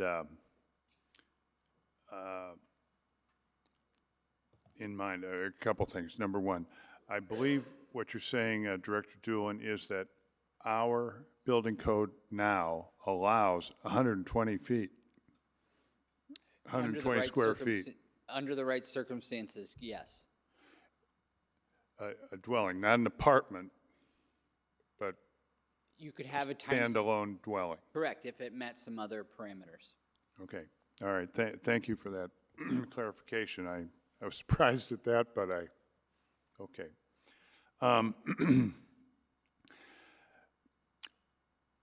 However we end up coming down on this, I think it is very, very important to absolutely include a special use discussion at the council meeting. And Councilman Allen would caught me on my lack of consistency on a similar issue with short-term rentals. I don't want to set up, or I don't look forward to setting up a number of parameters that we have come up with that somebody meets, and then, and in good faith, they've gone to all this trouble, they're going to meet all these parameters, and then come here and we say, no, you can't do it. But I want to be able to say, in this instance, I want to be able to say that. I want to be able to say no. This is so different. This is so unusual. I can't quite figure a place in Peoria where this could occur in a practical sense. We've got a lot of open land out north, but no transportation. We've got density closer in, but I don't want to put a burden on those neighborhoods. And that's my prejudice. That may not be the case, but that's my prejudice. Related to that, and this would not cover all of the folks we're talking about, but Mr. Manager, I'd like, do you have a quick, I didn't warn you on this, but do you have a quickie update on your discussions with a number of landlords on bringing in some of these folks for their rental properties where the rent is guaranteed, et cetera, et cetera? Or Director Doolin, I'm sorry. I mean, that is what Nicole Morrow at our staff is doing constantly, is reaching out to landlords, having those discussions. If any landlord is interested in working with us on the program, the Continuum of Care has explored different incentives and opportunities in the past. It's getting landlords who are willing to be a part of the program, any program to get funding, but also stay on it. Unfortunately, you know, the population that everyone is serving has very high barriers to housing, and sometimes they cause issues in housing. without kind of enough support services wrapped around in there, and so we lose landlords on it as well.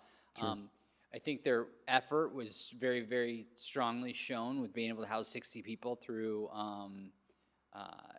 the motel project, but a lot of that was based on New Hope Apartment and Phoenix's work and the different units Phoenix owned, and also Director Crawford at the Peoria Housing Authority really stepping up and helping us get people placed in Peoria Housing Authority units with some changes made. Right now in the private market, for the most part, properties can get higher rent than most of the subsidies can legally provide.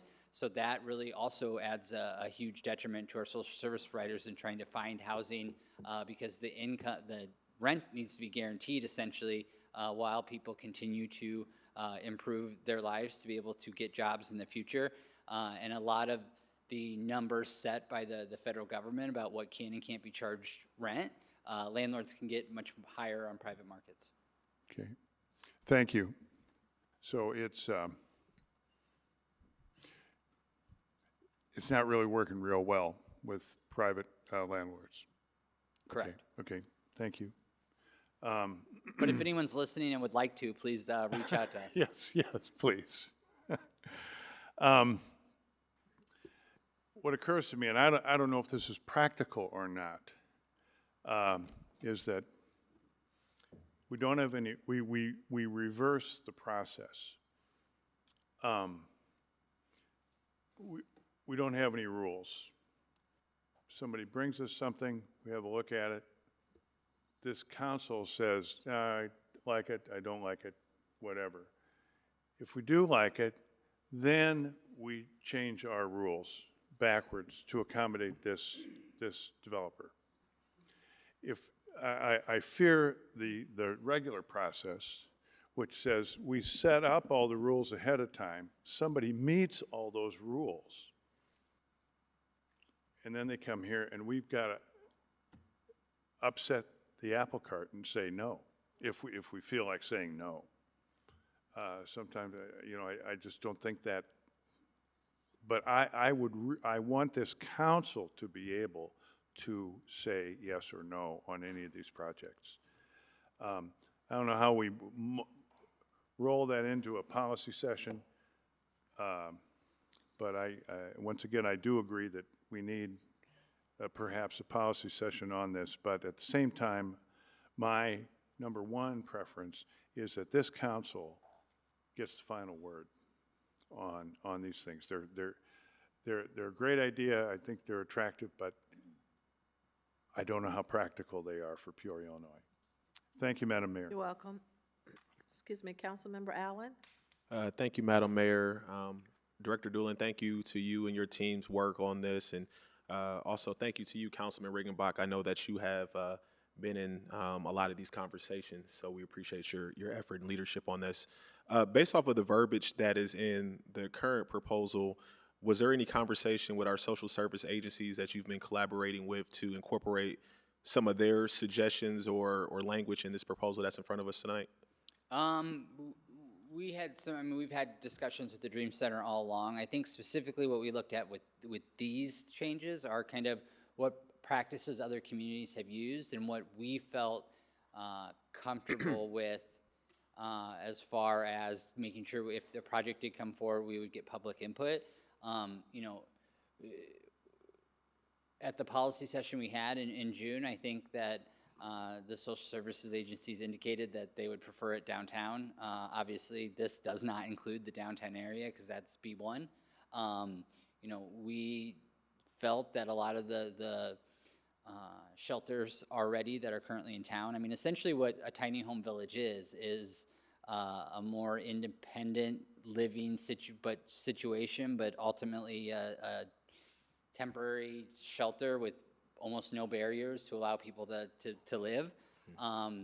And we felt the concentration in the downtown area was at a position, especially with the Salvation Army expanding through theirs, that might not be the best location for it. And so then we're also struggling to see what the locations we thought was best for it, and we thought areas that are already zoned to have higher density, because this would be more dense, would be kind of the area that we'd look at. specifically kind of with the commercial aspect, that might make it more attuned to be kind of on a bus route or connected to services. So that's kind of where we landed. Thank you. And I know that you've been doing a lot of research on this. Can you speak to the project that's happening in Bloomington? I know that, and kudos to them, they're moving forward in their journey on this. But can you just talk a little bit about those, how it was funded and maybe its location and how that kind of difference maybe from this potential proposal? Yeah, so I mean, I don't have a ton of insider details on it, it's just more what the media's reported about what they are doing. From what the last reports have, it's about a $2.5 million project for about 50 units. They estimate that the annual operations to run it's going to be about $1 million. My understanding is a large chunk of that funding is coming through a sales tax in McLean County, that they have earmarked some of those funds towards it. It'll be run by a nonprofit with kind of similar to the same kind of parameters that the Dream Center indicated when they talked to us. And the land, I believe, was donated, whether it's from the city or the transit there. And so a little bigger than kind of what the Dream Center originally talked to us at our policy session, but kind of the same concept of kind of these pallet shelter homes that have a communal space for water and things like that. Thank you. Appreciate that. And, I believe that, right now we have made a lot of progress with the motel project, and I see representatives from Lula in the crowd. I appreciate you all's work throughout that.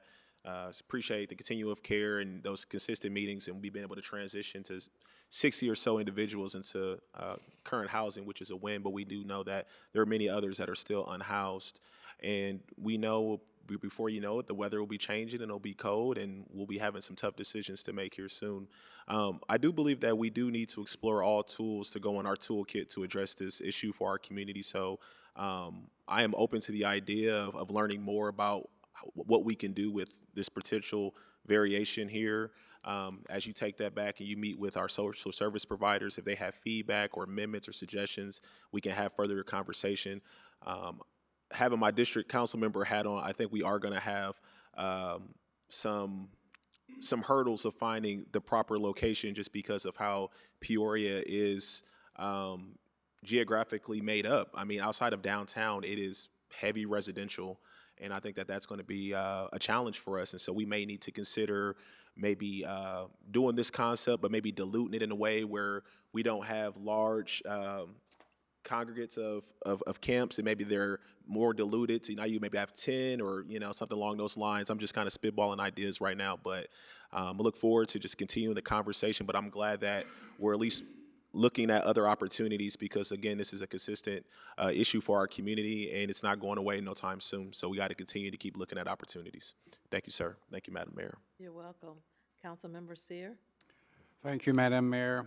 Director Doolin, thank you for your presentation, being here again tonight. I applaud your efforts over the last many years. You've been a real trooper for homelessness, and your staff has just been outstanding. Now, we had a meeting not too long ago at the Gateway building, and I still stand by my comments. I mean, I'm not an expert in this situation. I know many experts like yourself. You're one of my experts. I said before, there's over 15 different not-for-profit that are helping us in Peoria. One thing we're terrible at doing in Peoria, we're just bad promoters of business we do. I think Peoria has done an outstanding job with this problem, outstanding. We spend a lot of money, we have invested a lot of money, and people have been on board. But the numbers changes all the time. Now, even the last meeting we were here, you had some numbers, and forgot her name, sorry, Miss Bernard. Casey had different numbers right there at the same meeting. So tonight, I'm interested in to know what are the current numbers, because for me, it was like we helped out 400 people last fall, and then by the spring, we're up to 600. And then you asked money for the hotel project was like 20 left or 30. Casey talked about maybe 50. So where we're at tonight with our problem? I would put Kate Green on the spot, but I doubt she knows those numbers off the top of her head.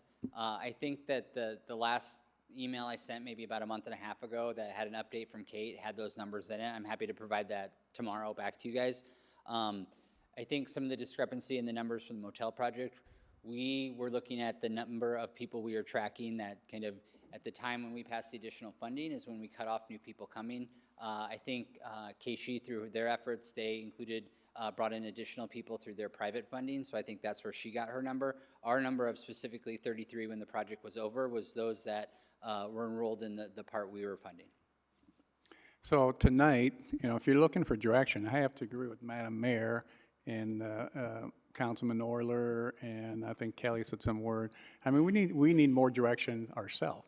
I mean, to me, we're going to the budget session in a couple months, and maybe a month from now, September, and we don't know exactly where we stand. Have we made progress? I mean, are the 600 numbers going down? Is it going up? How many people we have on the street right now? And when I talk to you as one of my experts, also what I'm very concerned about is we have 10, 15, 20% of that population that really don't want our help, basically. They want to stay on the street, and they need to be institutionalized. So my comment at the Gateway building I stand by was, listen, we got a pie, okay? Our pie is actually getting smaller right now, which is the money that comes in. We do not print money, and we don't have grants, and we don't, I mean, we're not miracle workers. Our pie is getting smaller all the time.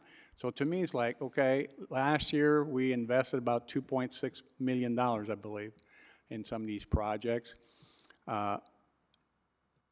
I'm looking at my specialists, my experts, say, listen, there's at least 15, 16 different organizations. You guys tell me, I mean, we don't have any more money, okay? How do you want us to prioritize how we divide your piece of the pie? That's what I'm looking for, because I'm not the expert. I'm not an expert, and I know how complex this is. But on a personal note, I'm these tiny homes, when you read this, I mean, I wouldn't put anybody that I know in that home. 10 by 12 home with no kitchen, no sanitary provision. For someone that needs some mental help, and to put them somewhere, to me it's almost like, I mean, I hate to say that in public, but it's almost like a prison, you know? I mean, you got a bed, you got a 10 by 12 little room with a bed, and I don't know what else would be in there, but it's like, wow, to me it's like we're just trying to hide those people. And I hope I'm wrong when I say that, but to me it's like, are we just trying to hide? I mean, we don't want them downtown, so we're gonna hide them somewhere. And like, let's give them a little room, 10 by 12, no kitchen, no toilet, nothing. I'm not excited about that. I mean, somebody needs to teach me. I want to see where there's some success, you know, and if we're talking about Bloomington, $2.5 million, I know we have that. We spent more than that last year just for the project, $1 million. I mean, we have these 15 people have all kinds of money. I know we're very, very giving community. So these budgets are way, way above $1 million. So I'm looking for my expert to come back and say, hey, you know, those 15 people, we raise $100 million a year. Maybe we can carve out $2.5 million to build 50 somewhere. And again, what's going to happen, we all know what's going to happen when we build those.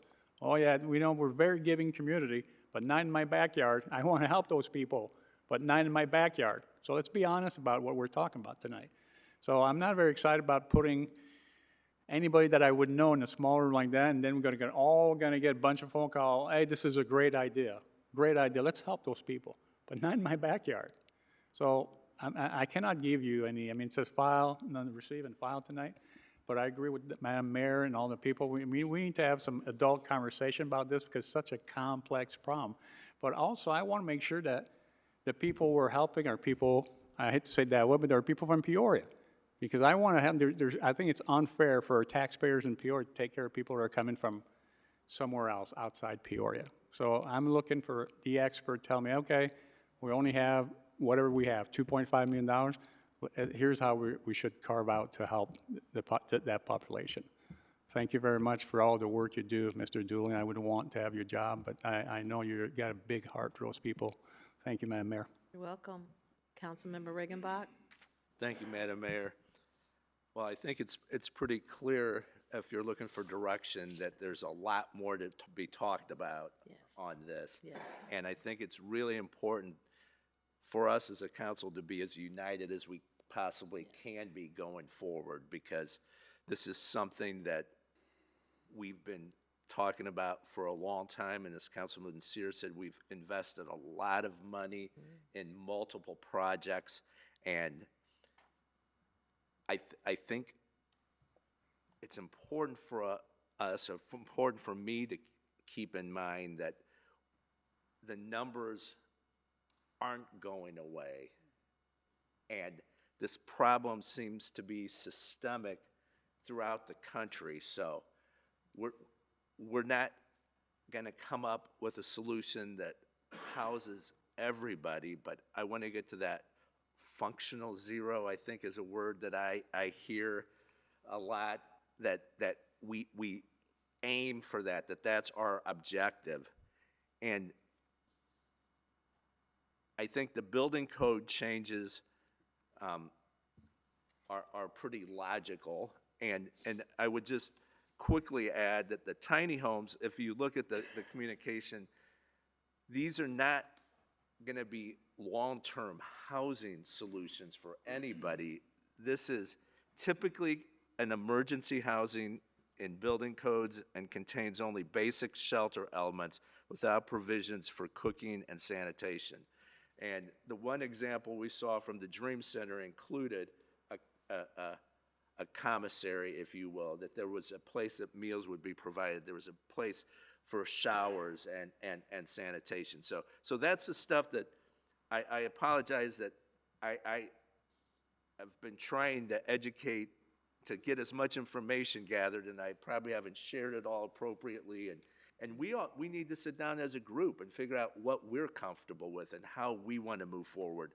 And I think, again, I don't want to rule out any zoning district as long as we have performance standards. And that's something I think that we need to decide as a group regarding separation, screening, maximum number of units, because those are the things that will help assuage those people that say, not in my backyard. But if we know it's going to look like this, that it's going to function like this, that there's going to be supportive services, that that's the stuff we need to discuss, in my opinion. So I am just so happy to see our friends from Lula, Heather and Casey here, and Kate Green sitting back there from the Continuum of Care, because this isn't something that we're going to solve at this horseshoe, but by working with the people who are on the front lines providing the service, we're going to find out what really works and what doesn't work, where it makes sense, where it doesn't make sense. So let's get that policy session on the books sooner than later. And thank you for indulging me, Madam Mayor. Oh, thank you. We cannot stop trying. Councilman Carmona? Thank you, Madam Mayor, and thank you, Director Doolin. Yeah, it seems like the general sentiment around the horseshoe, and not just here, but also constituents I've talked to, is, it is that not in my backyard mentality. Everybody's very concerned about where this is going to go. I think it's also important to think about the fact that although we've already done so much to try to improve the situation by adding more permanent potential fixes to the situation, will guarantee that we are helping more Peorians, but will also guarantee that we're helping people, as my colleague Dennis here said, from outside of Peoria, because it's not necessarily going to solve the issue, but it will guarantee that the issue will grow with the amount of beds, with the amount of rooms, with the amount of lodging that we do create for this potential fix. So we are in a very hard spot. I agree that we need to have a serious policy session about a legitimate way to do this, where everybody can be on board and unified, because the way it's kind of laid out here, if a potential developer wants to put this somewhere, if you think, your Airbnb down the street is controversial, wait until this comes knocking on your door. And so I think it's very important that we do have a much longer discussion about this. Thank you, Madam Mayor. You're welcome. Well, I think you've heard really the sentiment of the council that we need to fill this out more context, more discussion. We need to, I know we have weeks of budget meetings coming up, special meetings and regular meetings, so we'll have to figure out how to fit this in. I would just respectfully ask that if there's specific information you're looking for as part of that policy session, please reach out to staff, and we're happy to get that and do that background and that research to be able to provide as much information as possible to you guys. Okay, and I think for me, it is, where are we talking about having tiny homes? It's hard to change the building codes without knowing where are we talking about having these tiny homes. I think, I mean, what comes first, right? I think that's a critical question. Where are the possibilities? I haven't seen that. I don't see that. I don't see that map. Where are those possibilities that it's practical? And I know we've seen one downtown, and I'm totally against it, but we've seen that downtown, and we heard the rationale for that. But we've got a ways to go, I think. Councilman Sear. Okay, seconded by Councilmember Allen. Any other discussion? You'll need to unlock your iPhone first. Oh, I am so sorry. How embarrassing. Please cast your ballots. Motion passes unanimously. Madam Clerk? 25-227 is a communication from the City Manager and Corporation Council with a request to receive and file a report back on off-premise advertising billboards. Mr. Manager. Thank you, Madam Mayor. I'm going to turn the floor over to our Corporation Counsel that will walk through the report back. Okay. So we have a lengthy report in your council packet that is an inventory that's been updated.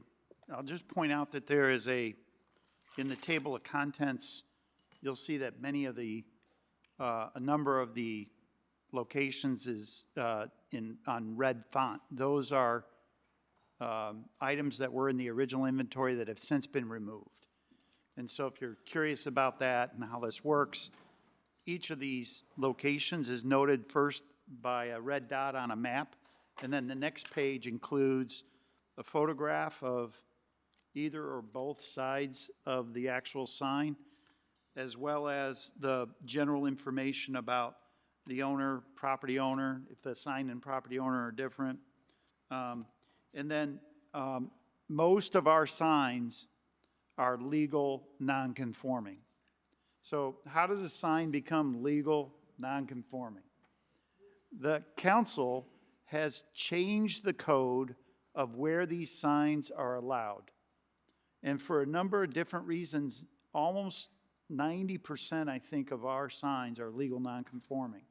They might be too close to residential now, based on our updated code provisions. They might be on a thoroughfare that is changed by way of definition as part of our comprehensive plan. The applicant who was moving towards the council had, and would have been on the agenda tonight withdrew their request. That was the issue with that application from staff's perspective. And so there's a number of our signs, and in fact, most of them no longer conform with our code because they've been up so long. And there's some places where new signs can go, but we have a cap, meaning that if somebody wants to put up a billboard, they got to take down an existing billboard to get under the cap. And so we will come forward in an update to this, but we wanted to present initially the inventory so everybody can take a look at this. One of the issues that came up is that other communities have annual inspections of their outdoor advertising facilities. We don't presently do that, but we're working towards a set of regulations that would tell the industry what we're going to regulate and inspect for, and we'll be presenting that set of outcomes when we come back to council either 2 or 4 weeks now, or at the latest 6 weeks from now, and give you an update. we'll include in that how we're going to staff that. Our existing staff will be able to accomplish the inspections. We'll have a bit of a permit fee suggestion so that we can pay for those staff costs, and present to you, based on a comparison of a number of communities that regulate in this manner, what we think might be an appropriate approach for the city council to take. I apologize we don't have that ready yet, but there was a lot of work done on this inventory, and I hope that's helpful. It does, for each sign, tell you why it might be non-conforming, if it is, so that you can understand that. Over time, the council has become more restrictive about where these signs can go, and that's why so many of these are non-conforming. There are still options of places where outdoor signs can go in the community, but it's a lot less places than there used to be, which is why so many of these are non-conforming. I don't know if you've got any other questions for us tonight, but we'll be back to you to fill out those additional elements, give you a draft of a regulatory scheme, and our recommendations for annual permit amounts. I don't know if there's any other questions. This is very helpful, Council.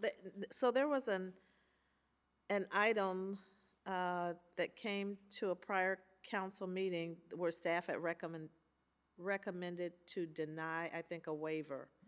Did we defer that to another meeting, or where are we? That came off the agenda because the individual withdrew that application, and I mentioned that just a moment ago. That was going to be the request was for an off-premise sign at 9900 North Knoxville, just beyond the intersection of Knoxville and Route 6. Okay.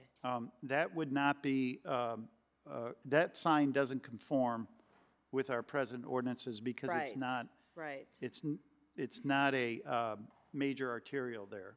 It's a minor arterial. And so there's a designation related to our comprehensive plan about where we're going to develop different amenities. So this is just one element that was impacted by that set of decisions that council made previously. The council would still have the ability to grant a waiver, but staff's position was that wasn't supportive of that because council hasn't granted any waivers since it passed these restrictions. So staff's reluctant to suggest a waiver until council sort of points the way over time. Okay. All right, so they withdrew their application. They did. Okay. Do we expect them to come back? I have not received any other communication other than they were wanting to withdraw their application. Okay. Councilmember Riggenbach? Thank you, Madam Mayor.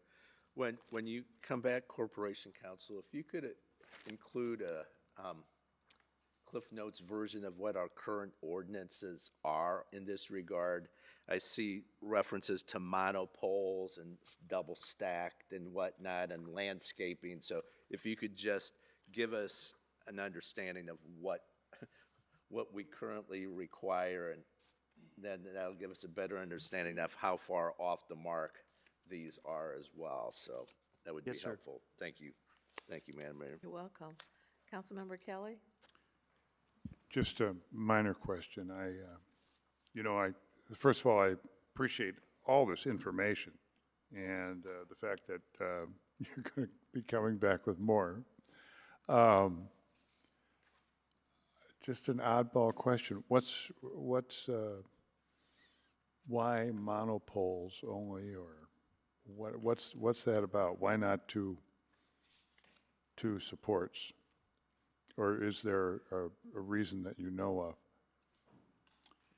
So one of the main elements of the comprehensive plan is how do we use our streets, not just for moving vehicles, but for moving people.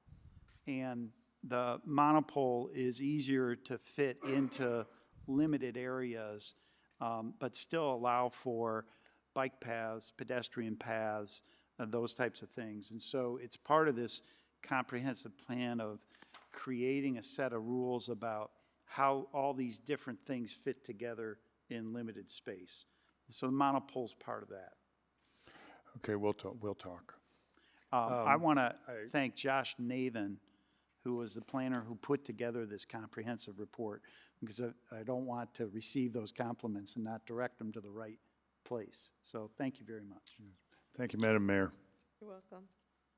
Councilmember Seer? Thank you, Madam Mayor. Councilman Kelly, landscaping is also very, very important for Monopole. That's why that exists. Move to receive and file, Madam Mayor.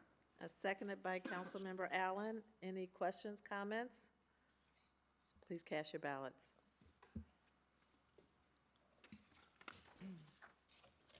Motion passes unanimously.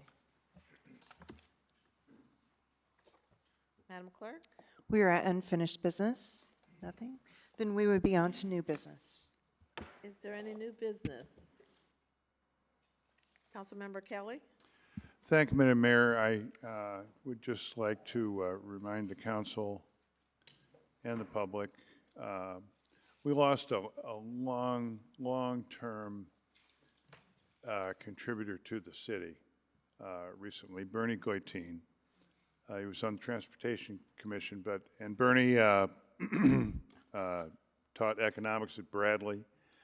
He's a staunch member of the Uplands neighborhood. And he's had to put up with my phone calls for the last 25 or 30 years. But a really fine man and a great servant of our city. So just a remembrance for Bernie. Thank you. Yes, thank you for sharing that. Any other new business? Councilmember Allen? Thank you, Madam Mayor. I would like to take a moment to shout out one of our colleagues around the Horseshoe, and that is our newest colleague, Councilman Alex Carmona, who was selected as a 2025 class of 25 Eggers Fellows program recipient. A little bit about this program. It was established in 2012, and this program is a leadership initiative designed by former Governor Illinois James Egger to inspire respectful collaboration in addressing the state's major challenges. The fellows selected for the class of 2025 reflect Illinois political, racial, ethnic, and geographic diversity.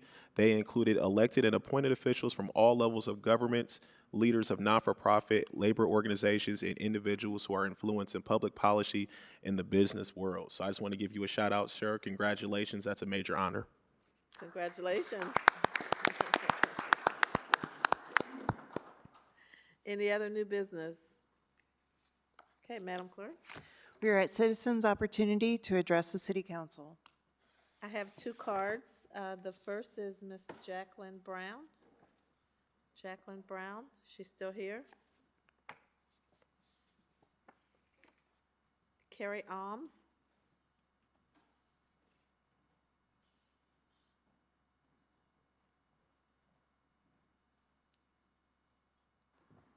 Thank you for this opportunity.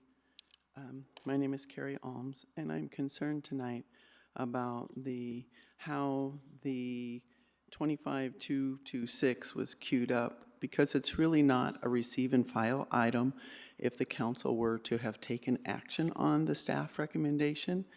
The city agenda clearly says that all the recommendations are outlined, and you can tell on the agenda it says the communication with a request for the following: to adopt an ordinance or to approve an agreement or something like that.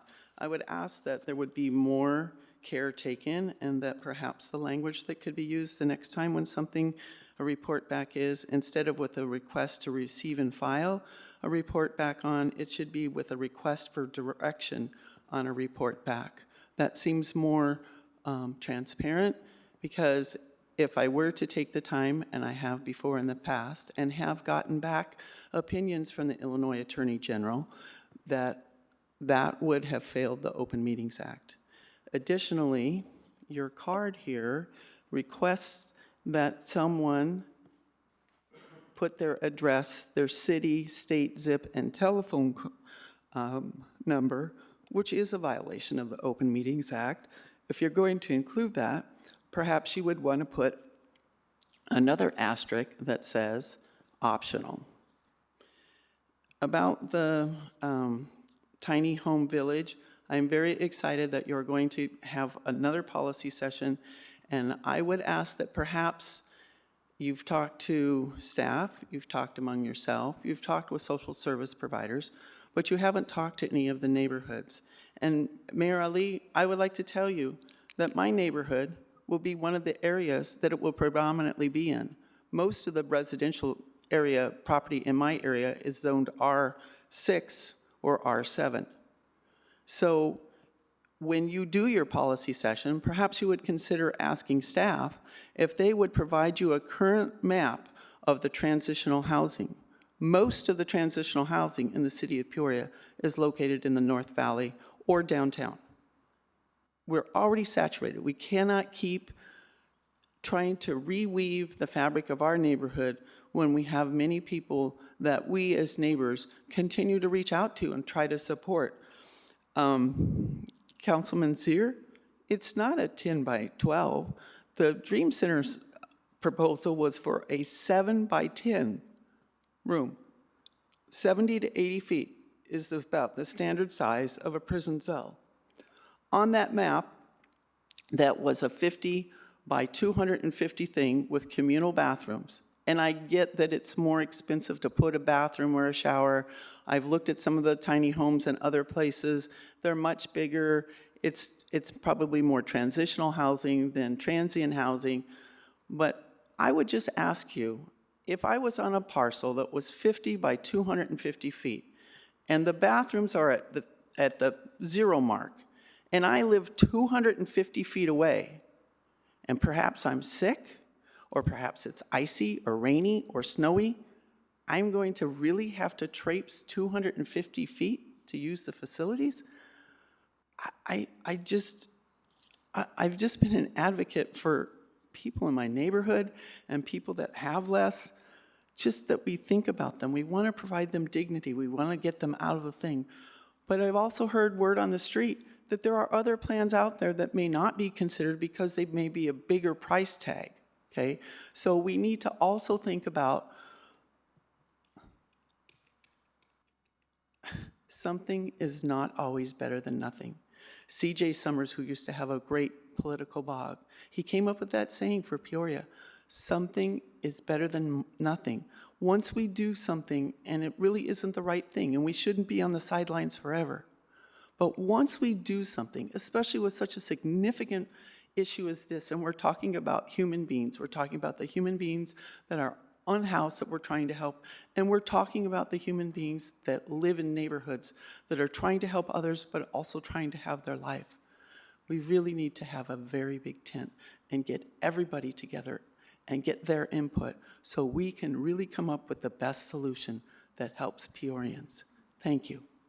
Welcome. Okay, that concludes the citizens' residents' comments. Madam Clerk? We are at executive session. I would like to invite a motion to adjourn and to convene in closed session immediately following the adjournment of the City Council meeting pursuant to the Open Meetings Act 5 ILCS 122C11 to discuss pending litigation or probable or imminent litigation, and pursuant to the Open Meetings Act 5 ILCS 122C21 for approval by the body of closed session minutes. Moved by Councilman Euler, seconded by Councilmember Kelly. Please cast your ballots. Thank you. Adjourn. Thank you for your service.